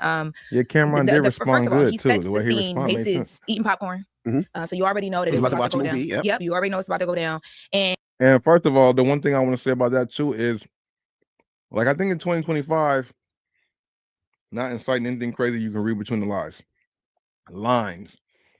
I think in 2025, respectfully, we should have a little more take it into your own hands. Now, not too crazy, but like when we have people who are chosen to stir up stuff, like the role that Justin LeBoy played in this, why don't he get reprimanded? Academics talking about LeBron, how's that able to just fly? You know what I'm saying? I think that stuff is weird. I think people should be able to, I think that stuff should be like reprimanded and checked. You can't just have people out here who not in it and was just watching it stir up the pot for the people in it. Because if LeBoy never asked or had that on there and allowed that, it seems like his platform has that there. I think he's had that type of stuff before with somebody else where he's antagonizing stuff or he's being messy, as they call it. You know what I mean? The messy people got to go, bro. It's too much things in the real world going on for us to have people with platforms to be messy. And Cam is like, listen, I want to get into this first before we get to anything else. Because Treasure Wilson's like, y'all want to go sports, or y'all want to go with the people been saying. Messy it was sell, so I get that. He's like, nah, let's get this out the way. Let's clear the air, right? So as he opens up and starts to talk about it, the first thing he says is like, let's set the record straight. Jim Jones is not even from Harlem, right? Dang. And that stuck to the point where, like, even Wikipedia, if you look up Jim Jones right now, go on Wikipedia, they have his location where he's from Crazy as the though, Bronx, bro. which is crazy because, you know, Jim's a Harlem guy. He got the song moving right now, Harlem. So how you not from Harlem though? I mean, I don't know where So is anybody's that from. true? I'm Is that just, confirmed? I don't Where know you where grew anybody's up, that's from. what I'm people just, say. you know, I don't know. They They all got Harlem World tattoos though. So if you That's knew he wasn't crazy. from Harlem back then, why did you Why let we him ain't get know the back tattoo? then? Yeah, Yeah, listen. I don't know. I'm not from Harlem, but they said I For the guess food they and said he was from the sports, Bronx. But he okay. stayed at his grandmother's house in Yeah, Harlem. and Cam said that. He said your grandmother's house. Yes, your grandmother's house was in the Bronx, and you was there. But basically, the whole point of the opening of what Cam was saying is like you really weren't around. We brought you around. He went through a bunch of different freestyles from like back from like '95, and was like, "Yo, Jim, where you at? Like you really were not around. We brought you around." And what hurt my heart the most, I was like the first like real shot he took. He called Jim Jones a fan. Let's take a listen. I never needed nowhere to stay. You act like on your couch. You was a fan. You begged us. You are a fan. A fan. See, when somebody goes that far and calling you a fan and stuff, like it's gonna be hard for all right, hold on, I'm trying to get it together.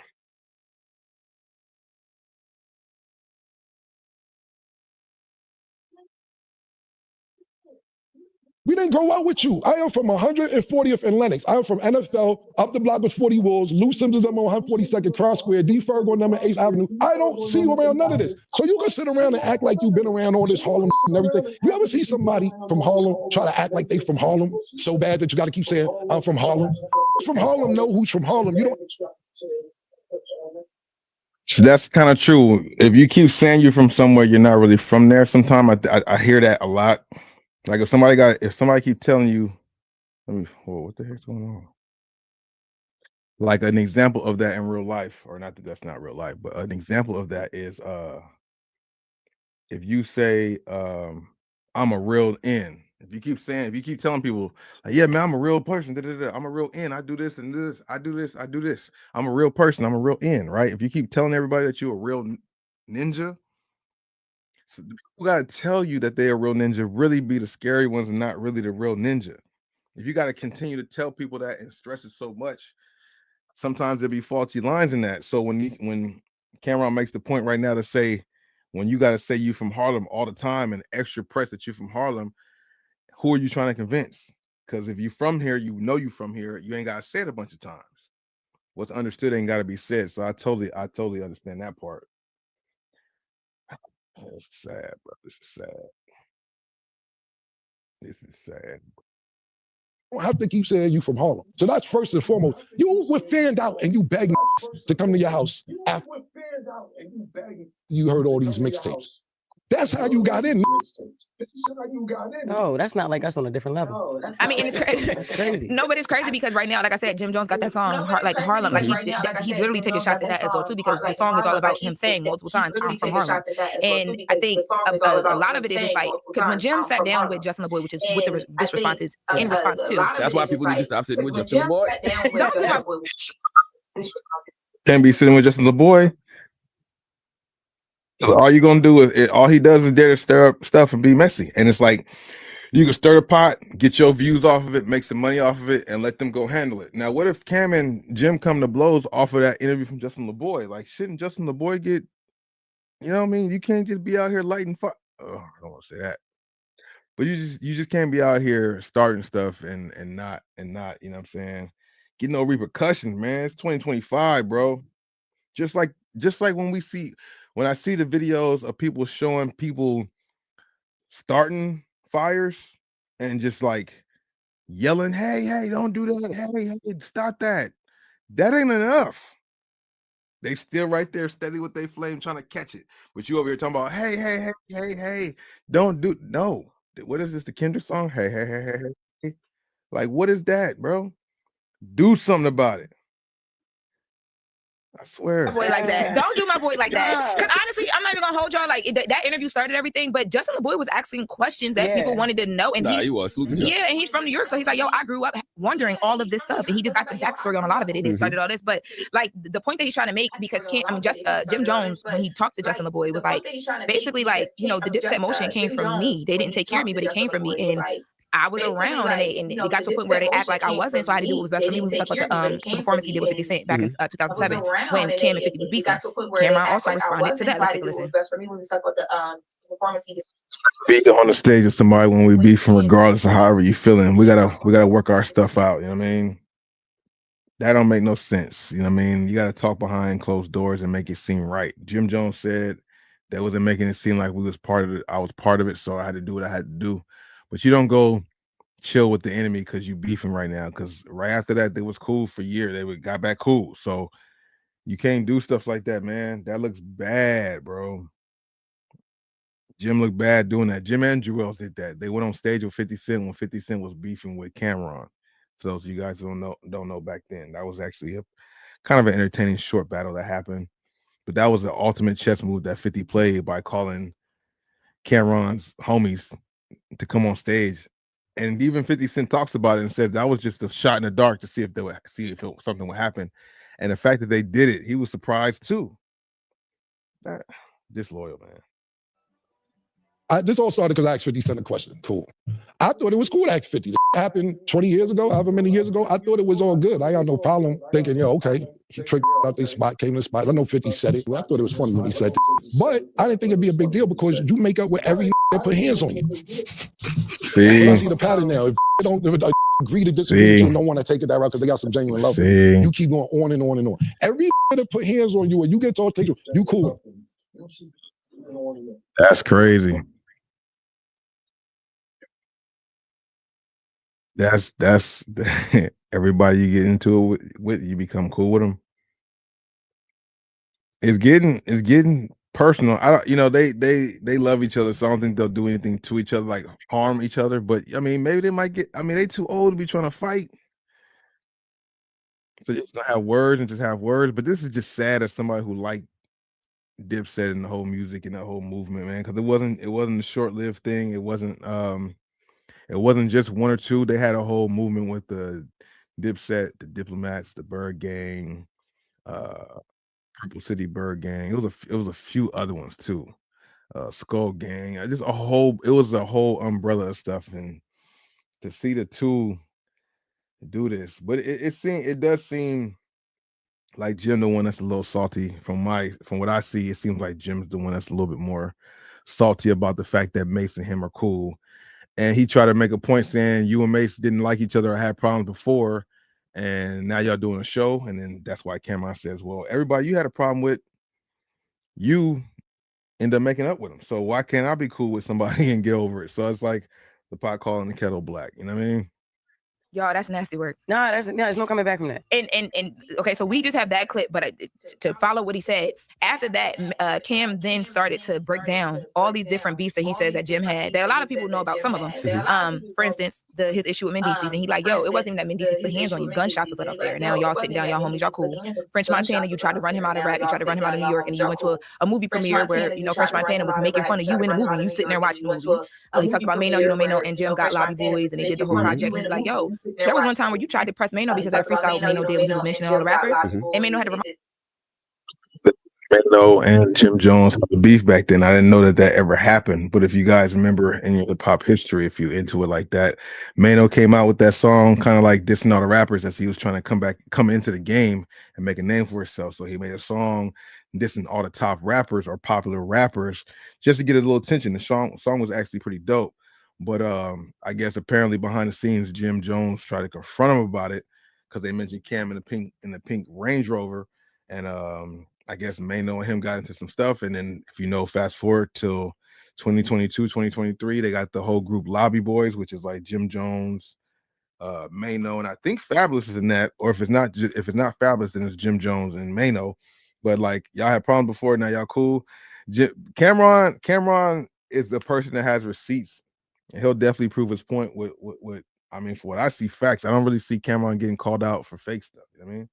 Mind you, like I'm not one of them, but now y'all homies. But when I try to agree to disagree because I got love for you, you keep poking the bear, and I'm confused because I got real love for you. But everybody else, it's fair. But when I sit down with somebody that I've been able to make up with, now you got an issue with it, and you throwing shots and you taking jabs, and the jabs didn't even just come at him; they were at Mace as well too. So let's take a listen to that one. Sit down with somebody that you were so cool, and we like, yo, Jomo's a nice guy. Mace like, yo, I think I'll teach him how to rap. Mace actually taught you how to rap, literally. He taught you how to rap. You don't say it. Matter of fact, you were so cool, and we like, yo, Jomo's a nice guy. Mace like, yo, I think I'll teach him how to rap. But in the interview, he did say that he, yeah, that's crazy because in that interview with Justin the Boy, Jim Jones was making it seem like he was the main. I don't know, man. I wasn't there, but it's just unfortunate at the end of the day, man. For somebody who did like this whole scenario, the music and everything. It just hurts to see something you rock with that seemed rock solid is just crumbling in your face and just like, you know what I mean? Like, dang, not y'all too. First the Rockefeller breakup. Every day I wake up, somebody got a problem with. It's crazy, man. Unfortunate, bro. Unfortunate, man. What else is there? Okay. Mace helped me learn how to rap. Mace showed me how to rap. Mace actually showed me. He was the first person to show me how to rap. Mace actually sat me down and showed me the magic to rap. You're not a compilation of Mace. The internet did that, and they grabbed that from the internet. But when we come back, we gotta, because I do want to hear y'all thoughts on this. For me, it broke my heart as a Dipset fan. I'm like, it's sad. What was me? Like, dang, even though they do this all the time, it's like that shit. Yeah, I had a whole crush on Jim Jones. I ain't gonna lie, I'm standing behind him. That's just a crazy situation. I've said that 50 million times. It's crazy. Let me know what you guys think in the chat. I just think that's kind of wild. that two people like that who are tough at it, clicked up. They seem tighter than ever. Unfortunate, man. Yep. Can't be your own biggest hype, man. That's very true. So with the smoke, what's good? Welcome to the stream. Crazy to see that happened, man. But it's not over.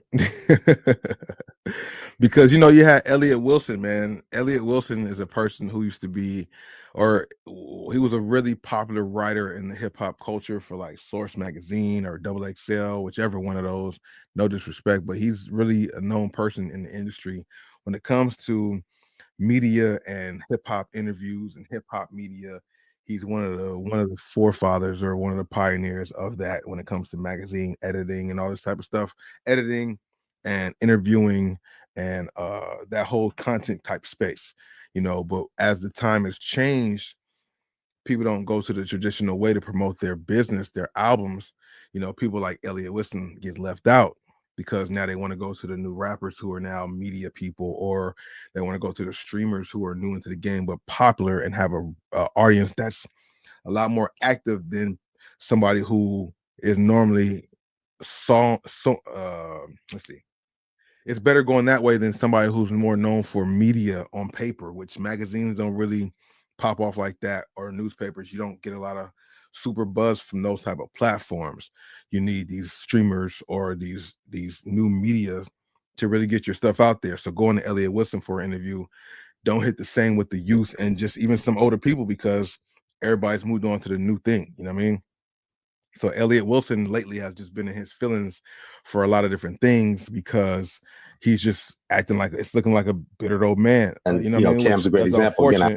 Which is unfortunate that it's like that, but it just comes off a way. You know what I'm saying? So luckily, Cam, cooler heads prevail. He had situations with a couple people this week, but luckily, he was able to talk to Elliott Wilson about it, and they got that together. But Elliott Wilson was just sounding like a hater, saying that Cam's running around looking like Stephen A. Smith or acting like Stephen A. Smith. Sometimes you just gotta get with the times, man. You can't be stuck in the past. You know what I mean? That's the thing that becomes unfortunate for a lot of people. You know what I mean? But it is what it is. We've been live for about an hour and a half over here on Tick, man. I appreciate you guys coming through. Let me see if I can cue it up over here too.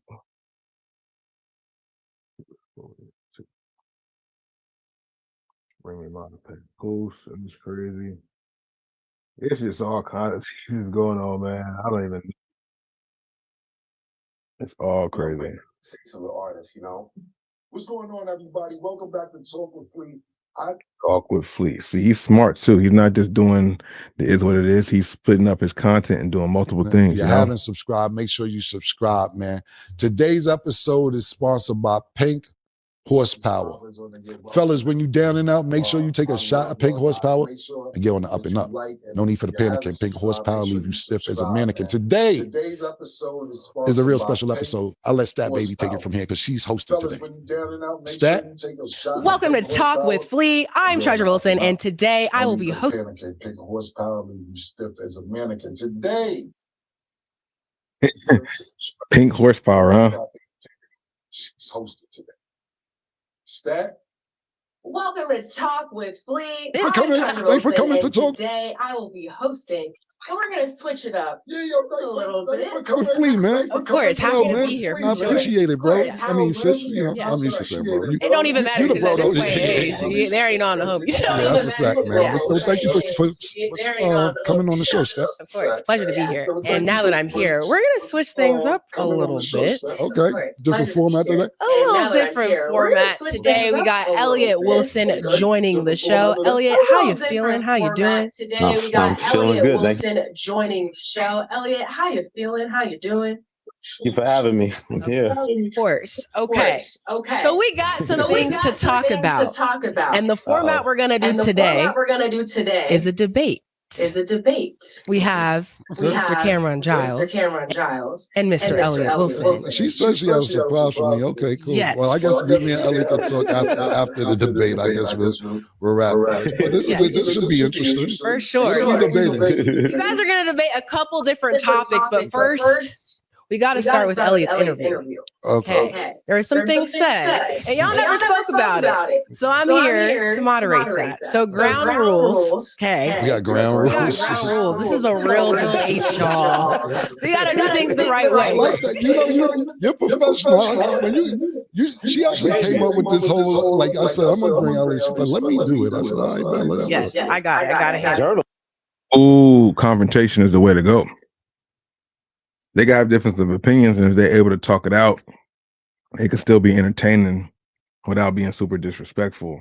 And I think that's one thing that this interview shows, which I think more people need to take that route, because it is getting crazy how people be talking on the internet to each other, you know what I mean? And getting these interviews and don't want to back down, want to have their chest out for whatever reason. So it's definitely good to see stuff like this happen, you know what I mean?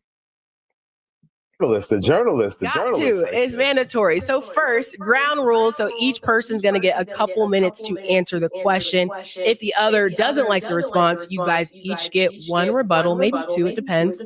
Questions may be asked in between for clarification, but no interruptions until the person's done. Then we can go a little bit back and forth.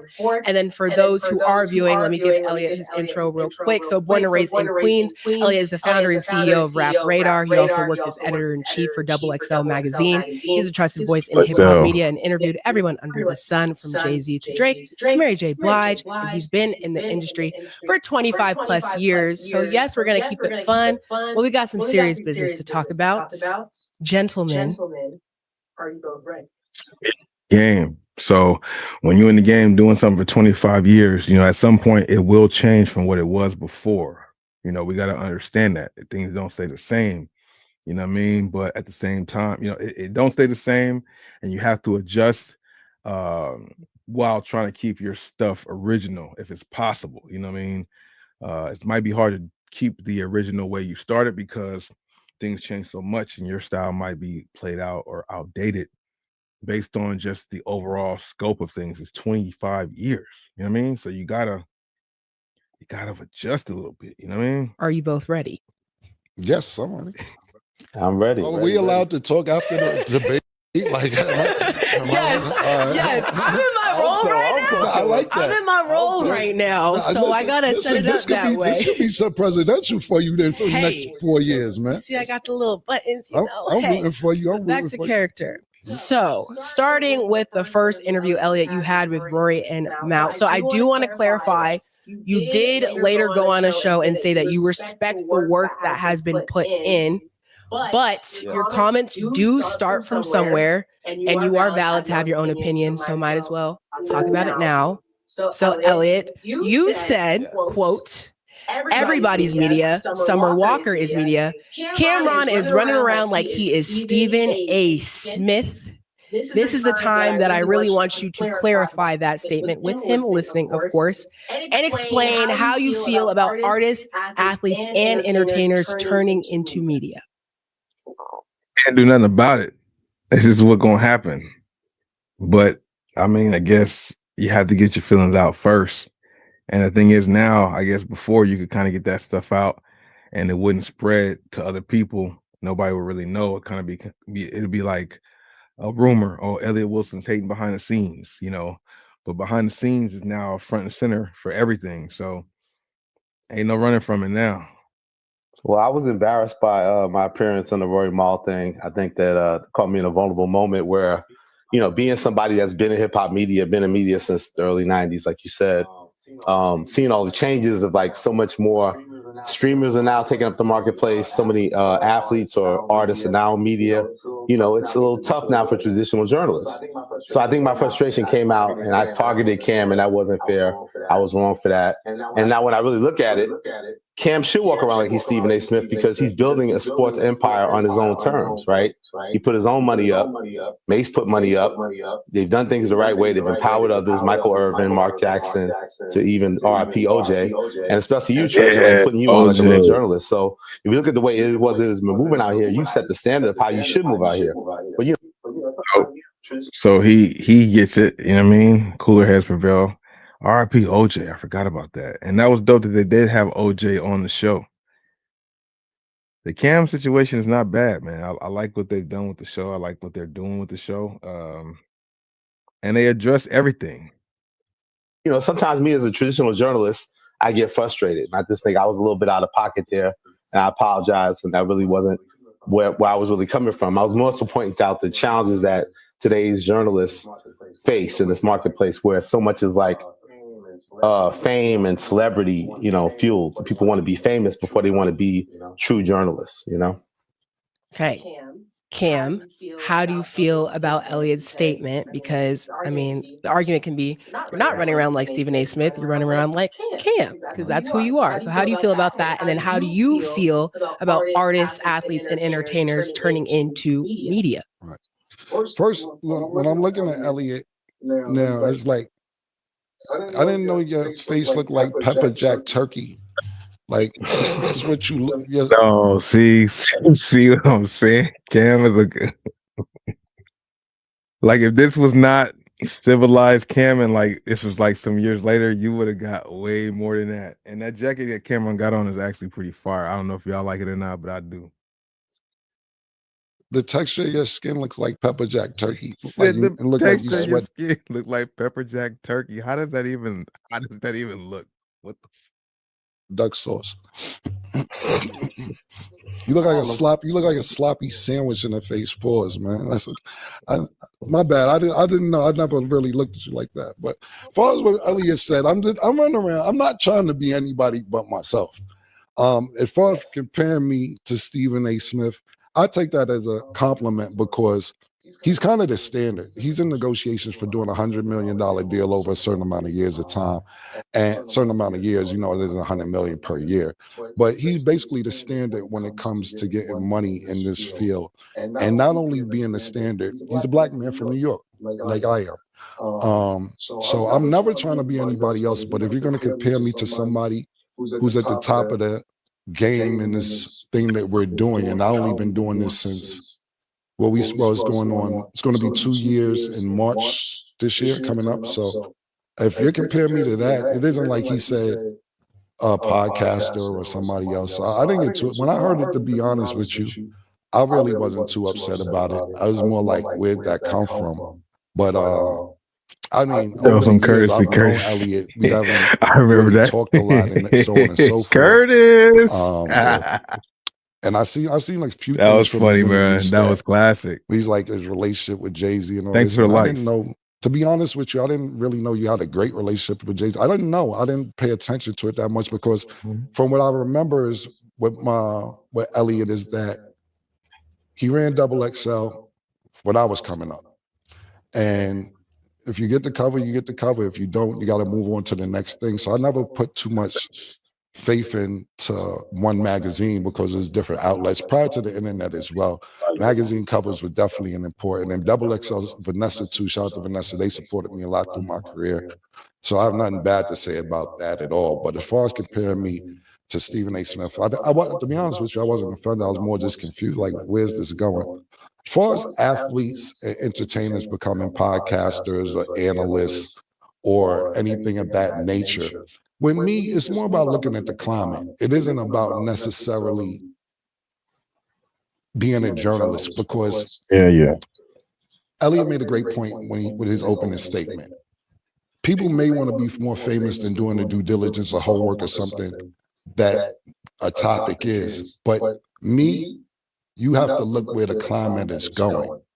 And when I heard his interview, to be honest with you, I said to myself, this sounds like the guy who used to own Blockbuster. Yeah, of course. He's mad he can't sell VHS tapes. Or a guy who owns a livery cab service and he's mad that everybody's Ubering. That's the vibe that pushed off. And instead of figuring out the climate and what to do to get money in the climate, it sounded like more of a complaining situation to where a person like me, I would sit there and say, well, why is and I'm not mocking y'all, I'm being serious. Why is everybody streaming? And I don't get streaming. Why we can't sell physical tapes or physical CDs or vinyl? I just don't, how they monetizing it? What's the BDS or what's the sound scan? And instead of doing that, I figure ways out to see which way the climate is moving, whichever field I'm in, music, movies, entertainment, regardless, whatever it is. Makes sense, And though. try You to gotta be just the read the best rules. at what direction the climate is going in. But I wasn't offended when he said it. At the end of the day, you just gotta read the room and figure it out. Not everybody's gonna do the things you want, and you gotta figure out how to maneuver the V. You know what I mean? It is what it is, like the title of the show. I just think it's kind of crazy how Cameron had two things going on back to back. First, it was Jim Jones or Elliot Wilson and Jim Jones almost at the same time. It is what it is. Podcast is doing a great job. You know what I mean? I don't know why. I mean, when you do something good, though, it's gonna bring some type of what's the word? Is it jealousy or envy? I guess you might want to say. Even though Elliot Wilson, like low key, seems to be backing off what he said, he's not like stuck on that, you know. But at the same time, it was said. It was said. So gotta just be, I guess, careful before you speak. You know, think twice before you speak. I guess that's more so what it's about. I think that's more so what it's about. You dig? Yeah, we go end it right. We're looking at everybody here. Yeah, 'cause we were going in for about hour 40 minutes over there. I try to go for at least 1:30 each time. Shout out to everybody still hanging out here. I do appreciate you guys for doing that.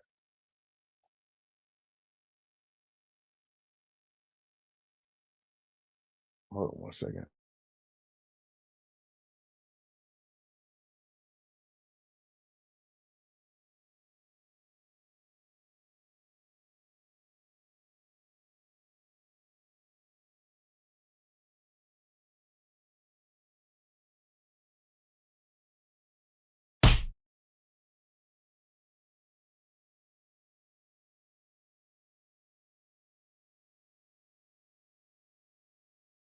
Hey, yo, bro, who y'all think got the best handles, yo?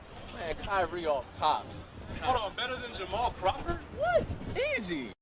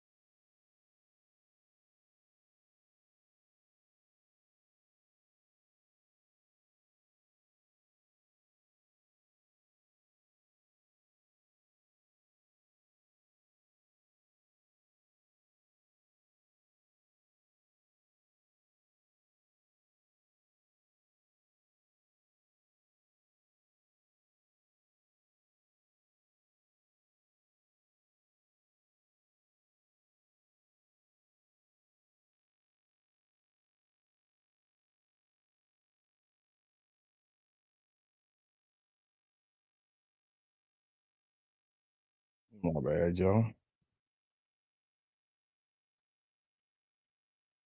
What's good, it's F23. I've been actually chilling out. I have been definitely. Like it's not like I have stopped. You know what I mean? I've been on edibles a lot more, but yeah, you know. You know.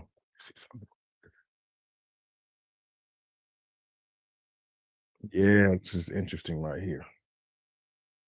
This is interesting right here. Chicks. Get ready. You know what to do, Chicks. Look at Chick Smooth. Hey, Chick Smooth. Appreciate all the coverage that you've been doing. I've been watching your shit for a while. I just subscribed to your shit too, bro. Grand opening, grand closing. Drake and his legal team has officially withdrawn the petition against UMG and Spotify after both sides reached an agreement. Now everybody settle down, calm down. I know a lot of you guys are lawyers on the internet. Let's actually go through this together. Now, the last update we got about the lawsuit was that it was delayed. The actual hearing for the petition was delayed from December 20th to January 13th. Now, when it got to January 13th, the court actually pushed it back to January 28th. And now the day after, we're getting reports that Drake and his legal team has withdrawn the petition. This is a court notice from the Supreme Court of the state of New York. It says, to the court, plaintiff and its attorneys of record, please take note. They're not like us. So with him withdrawing this, that means that Kendrick can now perform that song at the Super Bowl, right? I feel like that's what that means. I feel like that's what that means. Oh, yeah. Yeah, I feel like that's what that means.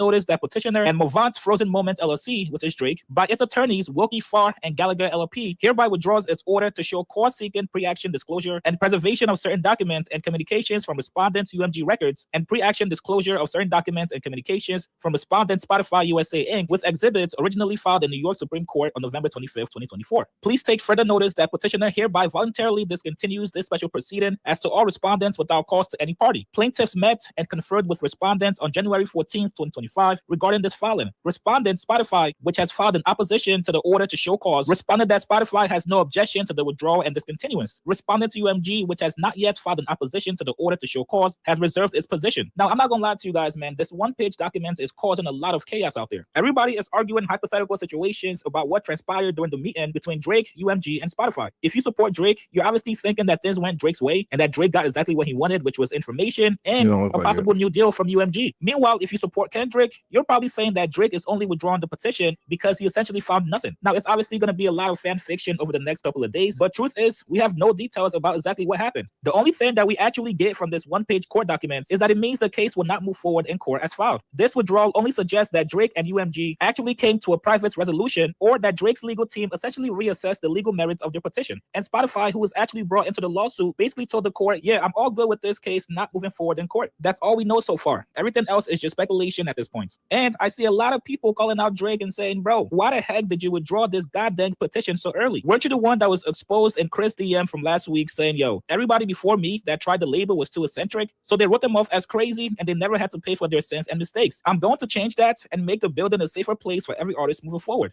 People are calling out to Drake for basically lying and saying that he was only looking out for himself. This lawsuit was never about you trying to look out for other artists. If that was the case, you would have never withdrawn this petition. He lied. Y'all need to worship him. He lied. Fucking lied. Nobody wants to tell the truth. Listen, everybody calm down, put the pitchforks down. Let's all give Drake the benefit of the doubt and wait until the actual details of the agreement comes out. We don't know if Drake ever got his money from UMG. We don't know if Drake struck any deals for upcoming artists signed to UMG. I know it's not gonna happen, but let's all reserve our judgments until we find out more details. You guys get in the comments below. What's your initial reaction to seeing Drake and his legal team withdraw this petition? Post comments below. Subscribe to my channel, like this video. I'll see you guys later, man. The thing is the fact that they had to withdraw that. I mean, that's good that happened. You know, at the end of the day, whatever he's complaining about, that's what they did for him. That's what I feel. Whatever he was complaining and saying that they did for Not Like Us is exactly what they did for all his songs, his whole career, bro. And I think they strong-armed him, but I wasn't in the room to know. But I just think he had no merit, and they probably just pulled a little strong-arm move and was like, you owe us this many more albums, we can hold you to that, or renegotiate a deal and then you just drop this whole case. Maybe that's the route that it went. Who knows? I guess more stuff will come out, but the main thing is the fact that now we can hear Not Like Us at the Super Bowl. Remember Dat Piff? They finally found him. I seen him post something on yeah, let me watch this. And the idea of when we worked out of Philly, we worked in essentially it looked like a trap house, and it was mainly on purpose because we didn't want any attention. We didn't really want anybody. We didn't have any signage outside that was like, "This is the Dat Piff." Dat Piff was one of the most iconic websites for music and hip hop for a long time, man. A lot of good mixtapes and music came from Dat Piff, and then it got just taken away. And the thing that sucks is like there's no more mixtapes. Like that stuff don't really happen like that now. It's just a totally different format. But Dat Piff was iconic, bro. Piff office. It was essentially a little trap house, and you know, obviously growing up there, and then I had a house in Delaware. I was excited to say, you know what, this is a new company, this is a new start. You guys are looking to grow in the music space. I'm excited to be on board and help you with that. And I'm fully invested. I'm going to move out to LA. I'm going to be in the office with you guys full time. So in the beginning, I was excited. We were also promised a lot of things. You know, this will be, you know, from them essentially saying this is going to be our main priority. This is going to be our baby. Like, you know, they were so excited. They had launch parties. They had, you know, all kinds of things. So I went in thinking this is a company that has millions, the potential to raise hundreds of millions of dollars.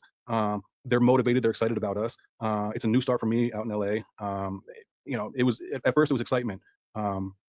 Slowly but surely it became me being a bit doubtful about their capabilities. I knew going in they weren't music industry people. I feel like music industry people, they're just built a little different. You know, we honor what we say. We have an unwritten kind of code amongst each other. Like, yes, it's a very cutthroat industry. There's a lot of shitty stuff that happens. But when we do business with each other, it's always a handshake deal, and that's all you need to believe what they're saying.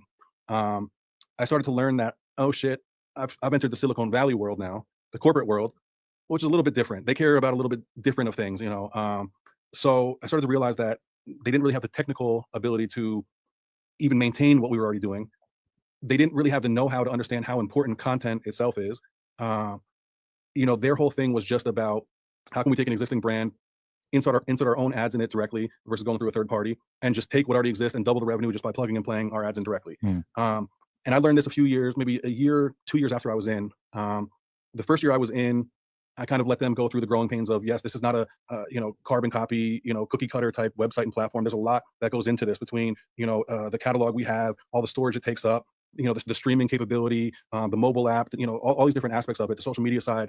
But again, I kind of maintained a little bit of trust and faith that, okay, these guys have been successful. They're successful guys in life. They got good backers. They'll figure it out. So I actually then helped bring in WorldStar to the fold. One of our conversations was at the time, what other brands do you think make sense for where we're trying to go and what we're trying to do? I've known the guys at WorldStar for, at this point, probably 15 years or so. And this is a couple years after Q died that you were having this conversation? Yeah. This was sometime in, I want to say late 20. No, this was about 2020 during COVID. I said, you know what? I know since Q passed, it's owned by the estate. I know that there's a little bit of tension between the estate and the people that are currently running it. So they for sure may be interested in kind of getting bought out, paying out the estate and starting fresh, just like, we were. So I helped them put together that deal. So we brought in WorldStar to the fold. And at that point I had my, oh shit moment even more, because I realized now, okay, not only do they fully not know what they're doing, not know the industry, but now WorldStar is the top priority of what they're trying to figure out and trying to figure their way in. That PIP has now become, the least priority of the company. Because again, going back to their business model, how they operate, they don't care about the brand, the culture. They care about the P&L, the profit and loss sheet. They care about the balance sheet. They care about being able to show investors revenues to be able to raise more money and stuff. They couldn't care less about the history of these brands or the popularity overall. Because a lot of times people will say to me, why doesn't WorldStar do this or whatever? And I'm like, I've heard from people that they're singularly focused on web traffic, making money off web traffic. Their perspective on social media is basically it's an afterthought because they don't really create any real profits from it. Yeah. And sadly, they've been blacklisted on a lot of different platforms. WorldStar? Yeah. Interesting. What do you mean by that? Platforms like YouTube, shadow ban type things. And even stuff that, in my time helping, when we brought them in, I was kind of working for Media Lab as a whole. So, I was still trying to keep that PIF afloat, working with WorldStar and just the, executives at the company to figure out kind of the path for that, some of the hurdles. But yeah, they would, because of their content, I think a lot of these platforms would just kind of behind the scenes, just, shadow ban them. And, I went to YouTube, for them, spoke with a lot of people over there trying to figure it out. And I think that's contributed to the decline of WorldStar is like artists stopped wanting to release with them because they know, it's just not going to get crazy views like it used to back in the day. Not at all. And they experienced the same issues with the labels as well. And I saw this firsthand many times was labels would say, no, whatever artist they're working with, we want you to premiere that on your Vivo or, your YouTube channel, because why would you give them subscribers from if this goes viral and, this needs to live on your channel. So they experienced the same thing we did in that regard of the labels wanting to be like, no, let's control this content ourselves a little bit more. Let's keep it more in-house. So, that coupled with this company Media Lab really not wanting to invest anything new into these properties, and just really wanting to leverage the name brand and power that it had, to just basically milk it for all it had. And I can say this now, I had an NDA for a while with this company. We parted on, I don't want to say bad terms, but there's a lot of issues and kind of just, not seeing eye to eye with them and, just some, feelings I have of what they did to these brands. Because the next brand I'll mention, I don't know if you knew this as well. Once WorldStar was in, then they went and bought Genius. Okay. And I knew the Genius guys from back when they had a house in Malibu. It was 2 of them. You know, Mabad was a crazy guy. He was funny. That's the one who died, right? Is he? Did he die? I'm not sure if he's the one. Well, I don't know. He Kinda could. He awkward could have. if not, but yeah. He's the one who got fired by them for talking crazy. Yeah, because I was blocked by Genius back in the day because I got in an argument with him about him disrespecting Dallas Penn, who I don't know if you remember him, also deceased now, but that was what we were arguing about, was this dude who's just off the rails talking shit to Dallas Penn at that time. Yeah, back when they were Rap Genius. So and it's Mabad Hadam. Yeah. And yeah, he died in March 2024 at the age of 41 from complications related to a brain tumor. Wow. They were smart guys. I mean, you know, they started a bit differently, like that whole platform. They started, I think they were, I don't know if they were Stanford grads or Cal Berkeley, like one of those, you know, schools. They were very smart guys. Then they had backing from Andreessen Horowitz, and you know, they were, you know, money was pumped into them from day one. But they also started experiencing kind of the decline of the culture overall, the web traffic, figuring out how to monetize. Then they had a lawsuit with Google, I think, at some point. So the company Media Lab went out and, you know, bought them.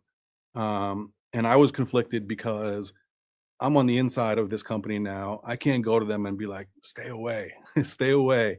You know, so part of me had to sell out in a way and tell them, yeah, no, it's cool. You know, I mean, granted, they got paid $80 million for it. That's always a regret I'll have with WorldStar. I mean, granted, with when WorldStar situation came in, I didn't fully know the aspects of this company and kind of how they just were not going to prioritize anything, try and squeeze all they could out of it, and just really try and raise as much money as they could, and eventually just sell. Like they had maybe a 1 or 2 year plan, where us with the brands, you know, DatPiff, WorldStar Genius, we're all trying to be around the next 10, 15 years. We're not looking at a 1-2 year plan. We don't care about raising 750 million. We don't care about a $2.3 billion valuation. Like that's not, we don't care about any of that. We just want to sustain our brands, keep doing what we're doing, keep growing. So Genius came into the fold. And then what happened was Genius became now the top priority. WorldStar now became the second priority. DatPiff got knocked down even further. You know, so again, I'm sitting there having to think like, damn, I killed my own brand, you know, by growing this new company I'm a part of. And yes, I had equity, you know, yes, I had a title. But again, as an industry guy, there's a loyalty I have to the industry and the culture as a whole that I'm just like. So, you know, on the TikTok video that you might have saw, most of the comments were good, but there were a few of them that said, well, you sold out, you know, you're a sellout. And I even responded to them saying, you know what, to a degree, I did. And it wasn't with the intention of selling out with the purpose of harming, hurting. At the time, I really thought it was something that would be beneficial for the future and the growth. You don't know and at all that first. stuff. And even when I brought in WorldStar, hey, these guys got deep pockets. They, you know, they're willing to build a whole team around us, invest more money. You know, we can get us all out of this kind of spinning wheels that we've been in the last 4 or 5 years, the changing industry. They can go to guys like, you know, the Leor Cohens, who they, you know, they know these guys personally, the Jimmy Iovine's, like these guys all, they don't know the culture, but they know these, you know, very important, small, you know, or high up guys, right? And I'm sure you've noticed in your time in the industry is very, very small, and you can reach a point where you're at the top, but you're never going to be at the very top. There's very few people up there. And like I said, the Leor Cohen, the Jimmy Iovine's, like those are people that you can't call up and be like, hey, let me talk to them on the phone. You know, there's certain people that are unreachable, but these guys could reach them. They're you know, venture capitalists from this area. They have fathers who were, you know, in the business or famous in Hollywood, or, you know what I'm saying? So they could reach that crowd. They could go to the Soho House and, you know, mingle with those people. Or I would go to the Soho House and be like, this is weird to me. Like all these, you know, that kind of, you know, thing was weird to me. But so again, it was just seeing, okay, maybe they can help us get these deals with the labels. They can go to, you know, a Jimmy Iovine and say, hey, let's do an exclusive Beats times Genius, you know, thing, or whatever like that. You know, it was kind of thinking like that. You know, so yeah, I did sell out, all things considered, looking back now, but the intention really was to help evolve these companies even more. Play them. I mean, that's what when happens. Genius was acquired, though, that's what happened. the same day we announced that Genius was being acquired, they fired, I want to say 80% of the staff. Wow. Now, granted, there was a lot of overhead. There were people that were being paid for not really doing much. There was costs that didn't really need to be paid. But one thing that it was one of my last straws was they cut a lot of the content team. Some of the segments that Genius was doing, the interviews, they really only do the not behind the lyrics,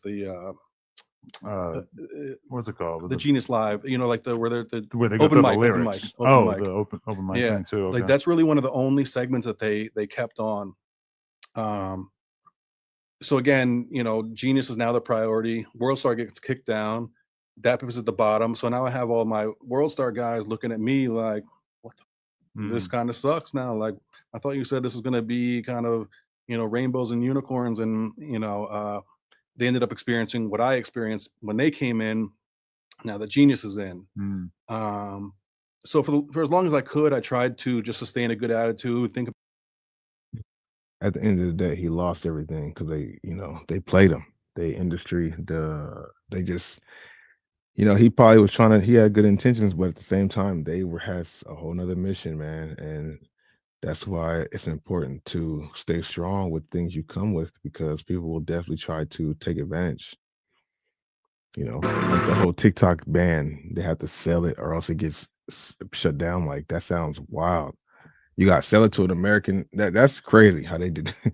I wouldn't sell it. Tommy G was hacked by Ryan Montgomery. What the? What? I'll do it again. hell? Watch. What's the email you use to sign up for the most things? Whoa.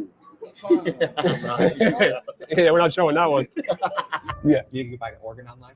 I mean, essentially, yeah. I got this text message from my friend's wife. It was a website that was on the clear web, and it was talking about people that were, really interested in children in a horrible way. So I started to take things into my own hands.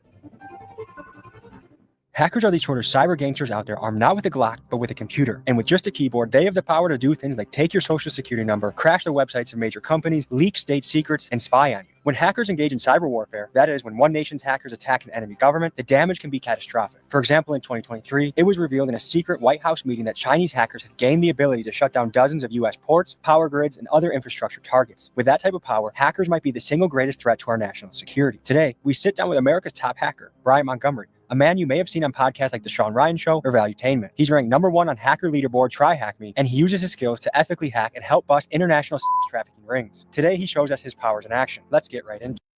Wait a minute. This is weird. How is a hacker showing his face? I thought they were supposed to be anonymous.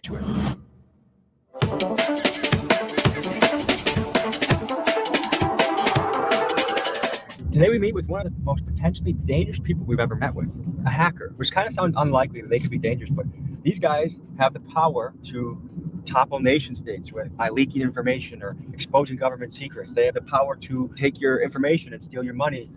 If they want to be diabolical, a hacker is a very powerful person. So anyways, we're pulling up. I have some bad news for you. Yeah? I already got into your mainframe and I have everything. Take it all. How are you? Pretty good. What is a hacker? A hacker, so my explanation of a hacker is somebody that has the ability to think in a way where they're looking at a device or they're looking at an object and they don't look at it for what its capabilities are out of the box or what people may interpret it to do. They're going to try to modify it to do something that it wasn't originally designed to do. I think it's more of a mentality. I think that you are like a YouTube hacker. In my brain, I think that if you found a way that a thumbnail works in a specific case or a title works, or maybe you switch the title every 3 days and that ramps up your views, that's hacking. You're using a system that's not designed to work that way, and you're abusing the system for your benefit. So Mr. Beast a hacker? This thing is pretty dope right here. Yeah. That's a casually hidden under a pillow. Most air guns will leak air if you leave air in them. Well, this thing, you pop a CO2 cartridge in it. Oh shoot! These balls in there. What are they called? The pellets, like the pepper spray pellets. Yeah, but these have pepper spray and tear gas. I'm not like a defense type of guy, but I definitely like to have some stuff ready. So you've been publicly known as a hacker. Did you ever get targeted yourself by other hackers? Yes. So basically, I became the administrator of a forum called Digital Gangster, and a guy didn't like that. His name was Zyrix. He didn't like that I became the administrator, and he used an IP relay service to reach out to my local police department when I lived in Pennsylvania, said that I had bombs strapped to the windows. I had people tied up in chairs. People dead. All kinds of horrible things. I remember the exact number. 86 police officers showed up at my house. SWAT team. Everybody was there. So I was at serious risk of being shot or someone in my family being shot. And one of the cops there knew me. So he ran into the house first and was like, "Ryan, is everything okay?" And I'm like, yeah, everything's good. What do you mean? Because I didn't know this was coming. I had no idea. They did catch the one guy after one dude was murdered. I could bring him up. He was calling in bomb threats and SWATs, and he was doing it as a service for people that he didn't know. But you want to see his face? Yeah, serial swatter Tyler Barris sentenced to 20 years for death of Kansas man shot by police. That's a SWAT face if I've ever seen one. My brother had a little bit of a similar origin story to you, as far as he was about 9 years old, 10 years old, got a computer, and he would just be in his room, like taking it apart, fixing it. Then he started doing low-level hacks. Like I was going to his room and he'd be like looking through security cameras of different, I don't even know where, like just finding ways into that. He was an early adopter of the Silk Road. Oh, really? For those of you that don't know, you'd be amazed at what people are selling on the online black markets: organs, drugs, weapons, and more. One of the early and most famous online black markets was called the Silk Road. It started in 2011 by a man named Ross Albrecht, and he created the site on the premise of individual freedom and voluntary exchange. About 70% of what was sold on the site were drugs like mushrooms, DMT, and marijuana, but the Silk Road also offered things like fake IDs and forged artwork. I myself partook in the herbs shipped to my house that a family member purchased on the site using Bitcoin. Eventually, Ross was caught by the FBI and handed a controversial sentence of double life plus 40 years, a sentence Double life with an extra 40 piece on top. That's typically crazy. reserved for a serial killer or a mafia boss. Additionally, the Fed seized over $1 billion of Bitcoin. Libertarians and other advocates of individual freedom hope Trump will pardon Ross during his second term. But as it stands now, he has spent nearly 10 years in the United States Penitentiary in Tucson, Arizona. He told me about Bitcoin when it was like $12 a coin. Okay, all right, so 2013, 14. Yes, I wish I had followed his advice. Yeah, I've been in there as long as that, about 2012, maybe 2011, but 2012. Oh, and speak of the devil. Yeah, I have one tattooed on me. I mean, do you think it actually is a currency of the future from a hacker's perspective? I genuinely believe it's a currency of the future for many reasons. I mean, you see what the politicians are saying, or one of the major ones is saying about it being the new gold, basically, like the new foundation of our currency. What can a hacker do to take your information or to take your money? If I was on the bad side right now, if I was a black hat hacker, the first thing that I would do is go to that recent data breach. It was called the National Public Data Breach, which had roughly 3 billion rows of data in it. There's only 300 million Americans. And I would be using that database to get your social, all your previous addresses. I start to find your family members based on the information in that database. Apply for some credit cards. Try to get some. Y'all hear this? What? He's saying it like it's so easy too. Like, yeah, I just do this, do that. The black hat hacker. The first thing that I would do is go to that recent data breach. It was called the National Public Data Breach, which had roughly 3 billion rows of data in it. There's only 300 million Americans. And I would be using that database to get your social, all your previous addresses. I start to find your family members based on the information in that database. Apply for some credit cards. Try to get some products online. Maybe use some finance companies online to buy some products. Ship them to a virtual address, like a burner address. That's where I would start. Before we go. That's where he would start. Shout out to Tommy G. He definitely made some good content out there. Other type of content, you know what I mean? Shout out to that. Any further, I gotta let you know about something very special Ryan is offering for everyone that watches this video. He owns a company called Pentester, and it's a best-in-class cybersecurity service. One of the things he does is erase your digital footprint. Remember, just recently in the news, there was a data breach of nearly 3 billion people. Chances are your shit is leaked, and getting Ryan to help you with cybersecurity is like getting Tiger Woods to help you with golf. It's a no-brainer. Just look at how sophisticated this service is. It shows you where your passwords, social security numbers, addresses, even credit card numbers are leaked on the dark web. It's just $19 per individual and $5 per family member you add to the plan. And to all viewers of this video, Ryan is giving you a 15% discount if you use code TommyG. Link is in my pinned comments. I highly, highly recommend you use the service. And now, folks, back to the Won't be afraid to use this because he's a hacker. video. What's the modern day equivalent to the Silk Road? The dark web? Yeah, well, there's a lot of marketplaces on the dark web. Can you show us what they look like? Oh yeah. So I mean, I'm just gonna look it up as if I've never seen it, because that's genuinely, I don't know of any good ones right now, but we're about to find out. Because that's where you can buy people's credit cards. That's where you can buy guns. That's where you can buy almost anything, right? Yeah. You can buy an organ online. I mean, essentially, yeah. I mean, there's a lot of different services that claim you can buy a lot of things. So I know for sure, guns, drugs, unfortunately, children, some you can adults. literally buy humans online. Yeah. I mean, it's pretty bad. So you fight child trafficking. How do you go about doing that? I got this text message from my friend's wife. It was a website that was on the clear web, and it was talking about people that were, really interested in children in a horrible way, which is like the nicest way I can put that. The goal was to just DDoS their website, which is a very simple, basic attack to just hold their server down. And I knew I could pull that off bare minimum. And basically crashing their website. Yeah, I was able to exfiltrate all of their users and their entire database. Then digging deeper into that database, I found there were 4 other databases that they had backed up from previous websites. The first user in the database was an administrator, and he was a politician that ran for Congress twice in Virginia named Nathan Larson. One of the first guys that Ryan busted was a wannabe politician named Nathan Larson. The repulsive things this man did are too vile to describe on YouTube, but let's just say he was a PDF file advocate and ran a website that catered to other sick adults like himself. Ryan. That's hacking used for good.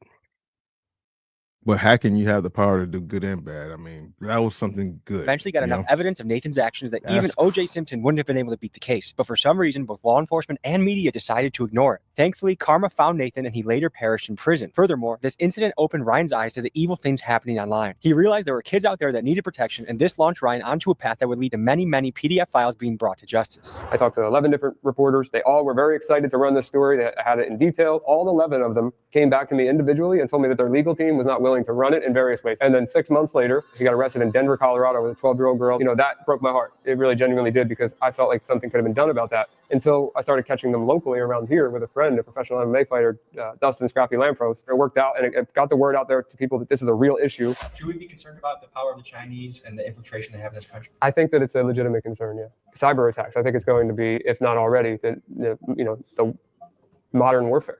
China has some seriously crazy hackers, and they're very powerful. As we were in the middle of editing this video, a cyber attack occurred. In what's being called a major breach, Chinese state-sponsored hackers were apparently able to infiltrate the U.S. Treasury cloud storage and steal documents at will. The Chinese have, of course, denied the allegations, but between Chinese cyber attacks and the unusual drone and weather balloon activities, it seems like the Chinese are testing us, leading me to wonder, when it comes to the world of cyber warfare, who has the upper hand, us or them? Most people will recognize this as a garage door opener. It's pretty straightforward. Open and closes a garage. And my garage door is a rolling code system. So every time you hit the button, it sends a different code. Like the old school ones had these things called dip switches, and that would be a static code that always stayed the same. And if you captured that signal, it would always work. So I'm going to take the rolling code from this garage door clicker, which is going to put it out of sync. I'm going to have forever access to my garage door by just clicking this button. So if I hit frequency analyzer, I figure out what frequency this is. It says 390, right?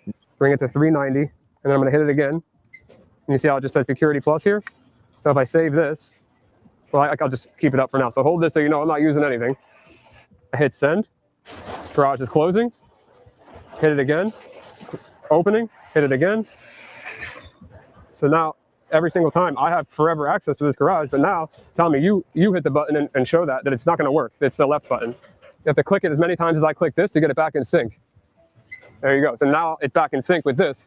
So that is a rolling code that changes every time. But now the flipper is in sync with the garage. Everybody's got a garage door with an entrance to their house, and how many of you keep that door locked? I'm sure not many. To see if his tactics really work, we took him to the Pompano Beach hood. It's crazy. I mean, this hacking stuff is no joke. That's crazy. To see him in action at a barbershop off of MLK Drive. Is this your first time hacking in the hood? No, I grew up around the hood, but I mean, it'd be my first time around a bunch of random people just trying to show them things. I don't know. We'll see. Sir, do you want to see what this guy has in his backpack? He's got some this thing right here looks like a radio, right? Yeah, sure. I can find airplanes with that. I can open a car with that. I could open you a guys garage. want to see some wild shit? What's up, brother? So he's one of the top computer hackers in the country. What's up, brother? So he's got some shit. Man, I'm right. Nice to meet you. You can grab a credit card through a wallet. I can show that too. But yeah, so you know, I don't know if that's RFID blocking or not, but let's say it wasn't. So you would just go up to somebody, and then boom, there's his whole credit card number. Oh, that. Nah. We'll blur that. We'll blur that. Yeah. Right, just so we could get both sides of the story. Yeah. Why are you a good hacker when there's more money and, you feel me, non-ethical hacking, whatever? So that's a good question. I did both sides. I was on both sides, and I found out that being on the right side, I do make a lot more money. So honestly, owning the cybersecurity company, doing things like I'm able to hack banks, I'm able to hack governments, I'm able to hack, Walmart. I know, man. You just say it so casually. I can hack banks. I can hack government. That's power to have. NASA, Amazon, Uber. They're going to pay way bigger, man. To clarify, what Ryan is referring to is called white hat hacking. These are good hackers that companies can hire to test their cybersecurity so they can expose the openings in their system and make their security tighter. So yes, you can get paid to ethically hack major companies. So what the hell is this? So this is called a hack RF. These things are wild.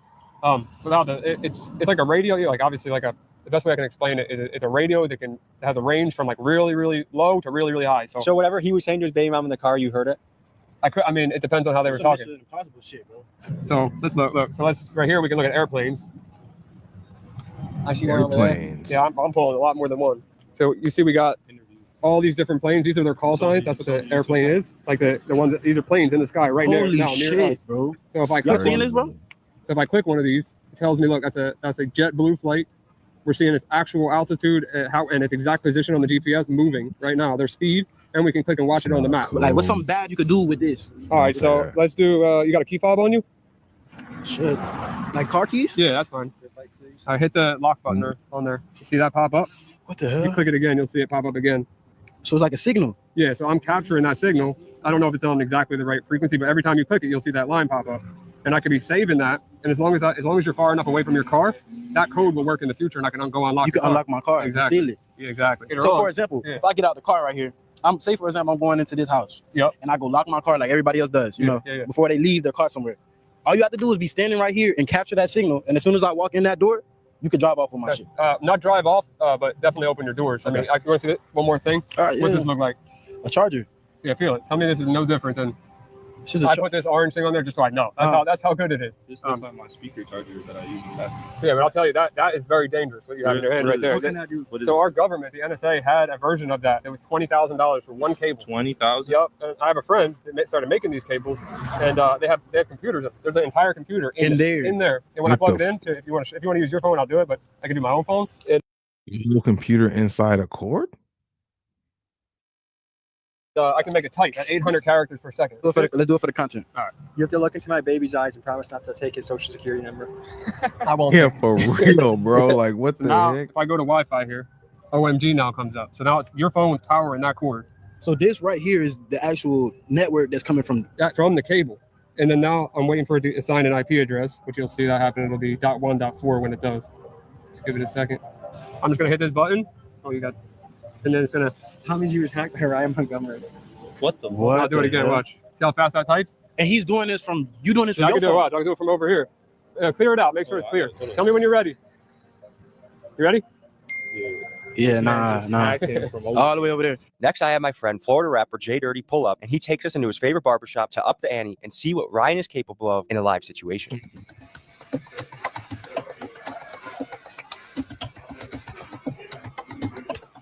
Good to see you. How are you? I'm good.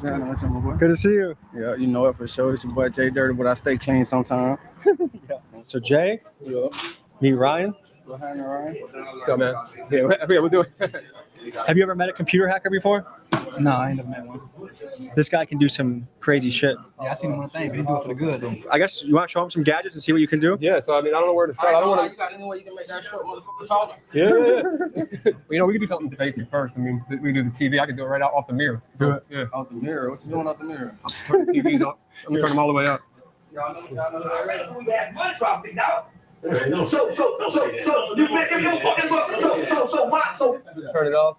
Let me turn that volume down. Yeah, let me turn it down. If he hacked you guys are going to call the feds, right?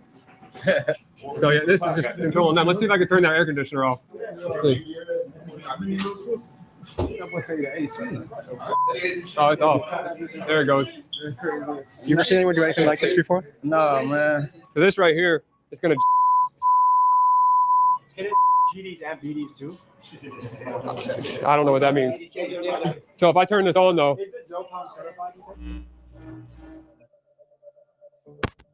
The mic went out too. Okay. Yeah, there's nothing I can do about that. This is like a minor EMP shot. It is. So I turned it off. You can now it's back on. His service got taken out. Their service got taken out.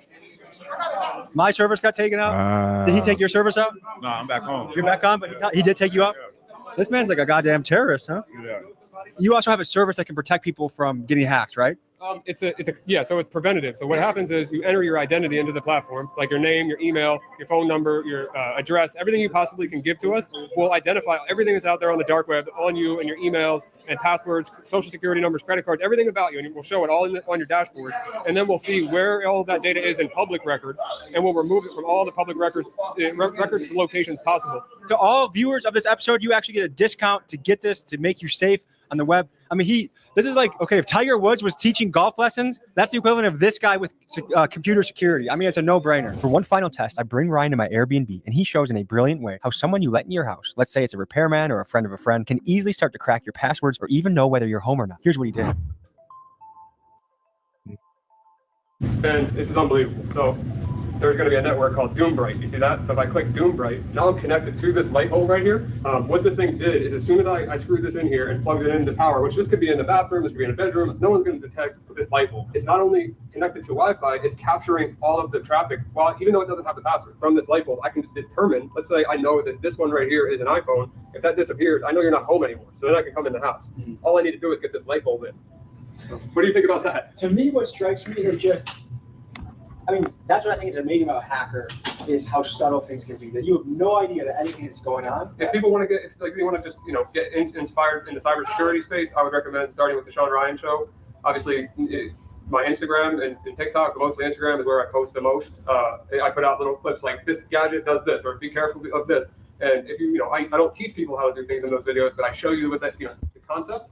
And if you want to learn about it, then you're more than capable of learning on your own. But I just make a point to not teach people how to commit crimes. I just let them know that they exist. All right, folks. So that was an inside look into the world of hacking. Stay safe out there. The Tommy G, that's crazy. I don't know about that, bro.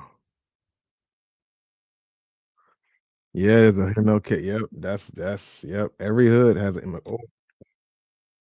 whoa. Almost got a Charlie horse. Almost got a Charlie horse. I went to the gym today and did more on the legs. Oh no, no, no, no. We're not trying to do that.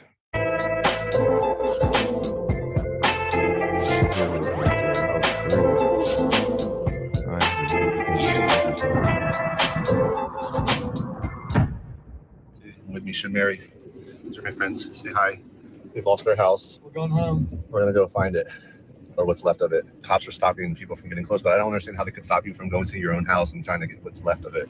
We got as close as we can with the car now. I was trying to get our bikes. So we get it. Air quality is bad.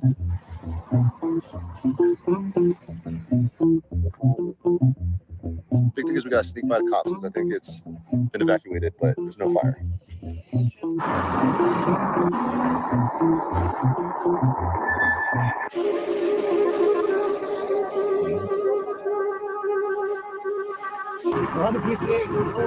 This one, if the gate can be broken or opened. We can't be breaking glass. We're not gonna break it. We're not gonna break anything. So this way, and then look, there's this other pathway here that starts up there. We also have to realize this just. I get this up the steps.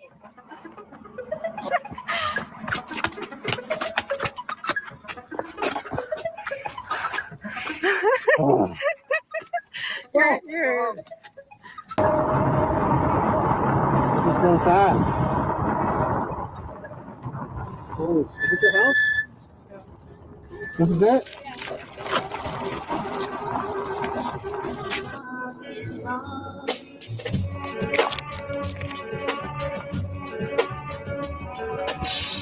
Is this kind of funny to y'all? I hear them, but then the music and stuff I don't hear, right?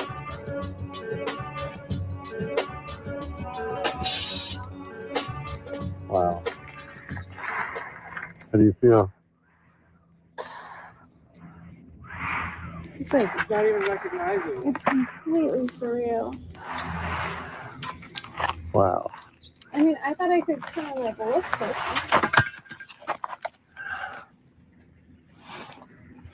Guys, I'm so sorry. Put it in the green bin. Oh, well, that made it. And Grandma's tea kettle. Grandma's tea kettle. Wow, guys. This is insane. It's like, careful You're with gonna fall nails. through that. He's gonna go save his crystals. He's gonna be all right. Couple years. Just make sure you don't step on your nails. All right. Oh, Oh, it's completely. are they ash? This doesn't feel real at all. It feels like a movie set. It's just wild, man. Like when you were packing to evacuate, you never packed? No. That was my office. This is Bad, bro. insane.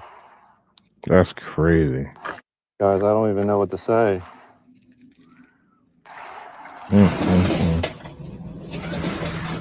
Feel sorry for all those people, man. No, this is our chandelier.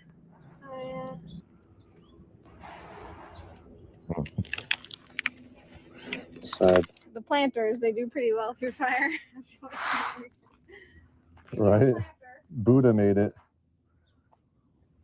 Is that Buddha? Who is that? There's a GoFundMe set up for Mary and Misha. I know they didn't ask me to do this, and I don't even know if they want me to do this, but I'm doing this anyways. I don't know if you guys want to support Misha and Mary. I'm going to put a link below for their GoFundMe.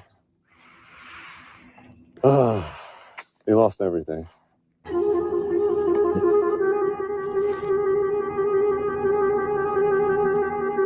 Somehow the house is completely gone, but the front yard is fine? Just that's Does that make crazy. sense? No, but I'm saying like all this shrubbery is not cut. You think that would go down first? All right, you want an orange? I don't want it. Do you think they're charged? That's crazy. How the bushes and the oranges stayed It's there, just but everything house else. after house after house after house. Everything is just. This is one of the nicest neighborhoods, if not the nicest, in all of Los Angeles. Both our neighbors had pools, and we never got one invite. Yeah, did you not know that there was a pool there? There?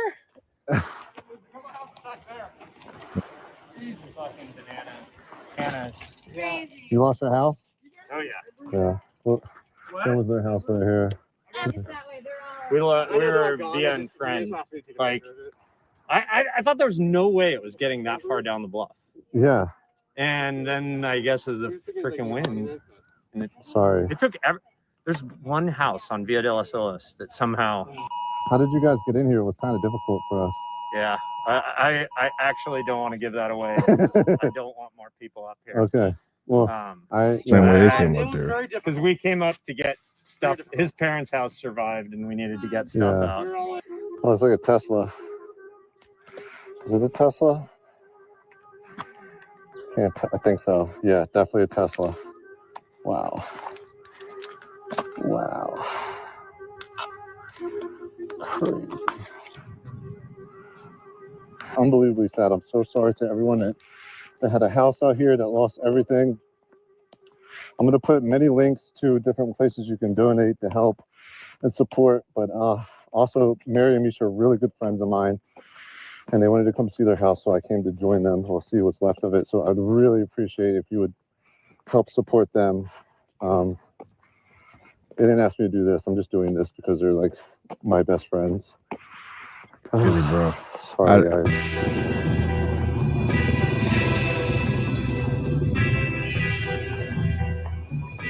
Gets everything up in flames like that. The whole city, your whole neighborhood, everybody you know don't have a place to go no more. Like, that's not cool, man. Nothing nobody could do about it.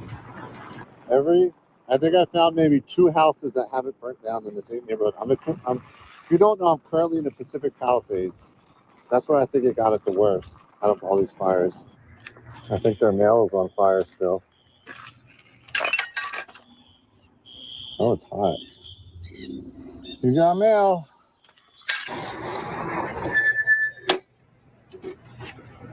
It's Jamaica right now, but you know. That's crazy, dude. Well, I can't turn it off. I didn't say crazy like 9 times. Okay, I think I've seen enough. It's time to get out of here before I get arrested.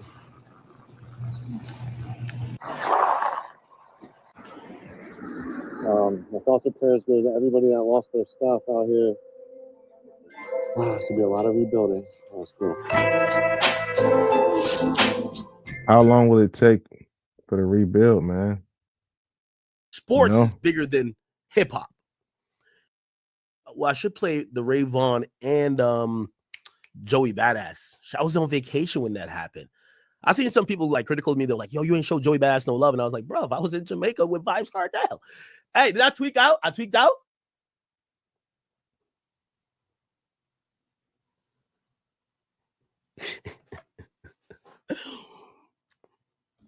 I don't do apologies. Hey, and whatever I said, I said. I just got to be honest with y'all. I love LeBron. LeBron, one of my favorite basketball players. I'm gonna reach out to LeBron. You know what I mean? That's my guy because you know what I mean. I want him to play till he's 60. It's kind of interesting. Like, so on this LeBron thing, I've seen so many people. So here was the first thing, and this told me how big LeBron was. Pause. Because of course we talk hip hop all the time, but this shit bled into another. And I guess, like, I don't know if you know, sports is bigger than hip hop. It bled into I seen pages tagging me that I don't even. I'm like, who the fuck is this guy? And I've seen a lot of people that were like, yo, da da da da. First and foremost, okay, I'm not here necessarily to blow a whistle. Okay. He definitely did that though. I just want to put that out there. I'm not here to blow no whistle. That's exactly what he did. That's the only thing though. I like. I'm not trying to Hannibal burst anything. I only spoke about what is very known. Everybody's acting like I broke some like state secret. I'm like, you know, even the niggas who's talking about, I'm like, nigga, y'all have heard this shit. I'm not here to tell nobody. I'm commenting. Drake mentioned the nigga. By the way, Drake never put me up to nothing. That's another thing that's like false. Drake basically half snitched on the nigga. Pusha T done told on him. And I just told y'all what the fuck I've been hearing. I'm not in the industry with y'all. I don't know y'all. I'm just a guy who everybody tells me the truth. Or not the truth. I won't say necessarily the truth because we all know. But they all tell me y'all secrets. So I didn't intend to come out here and be a whistleblower for nobody. Okay? I just think that when people are in this position, there has to be people got to get reprimanded, bro. You can't just do things like this and just get away with it because you can stay in your basement somewhere and hide off. You know, he said he don't apologize, but I don't know if you guys saw last week, he apologized to Jay-Z and Rock Nation. He came out and said some stuff against that whole Jay-Z and that stuff, and then like the next stream, he came back apologizing to Rock Nation. So he does apologize. You know what I mean? LeBron, if LeBron doing something, he doing what every man do. I ain't got no problem. Like, and also I wouldn't want to affect his life with that. He snitched again. However, what this told me was just that some people are above certain conversations. Nigga, this is what I heard going on in the industry. Kill me if it's wrong. I heard bitches talking about it, rappers talking about it. I heard other people talking about it. That's just what it is. If you don't like it, and I get it, he's your favorite rapper, or not rapper, I mean basketball player, I'm sorry. I know he might be one of the protected bunch. I just had to call out the obvious. Drake is feeling some type of way about with the nigga because of what they've allegedly whatever happened. I just gave y'all insight. So I know some of y'all live in like these fairy tale lands, and I seen people like, yo, the defamation suit is coming. This is coming. Okay. That's what everybody been talking about.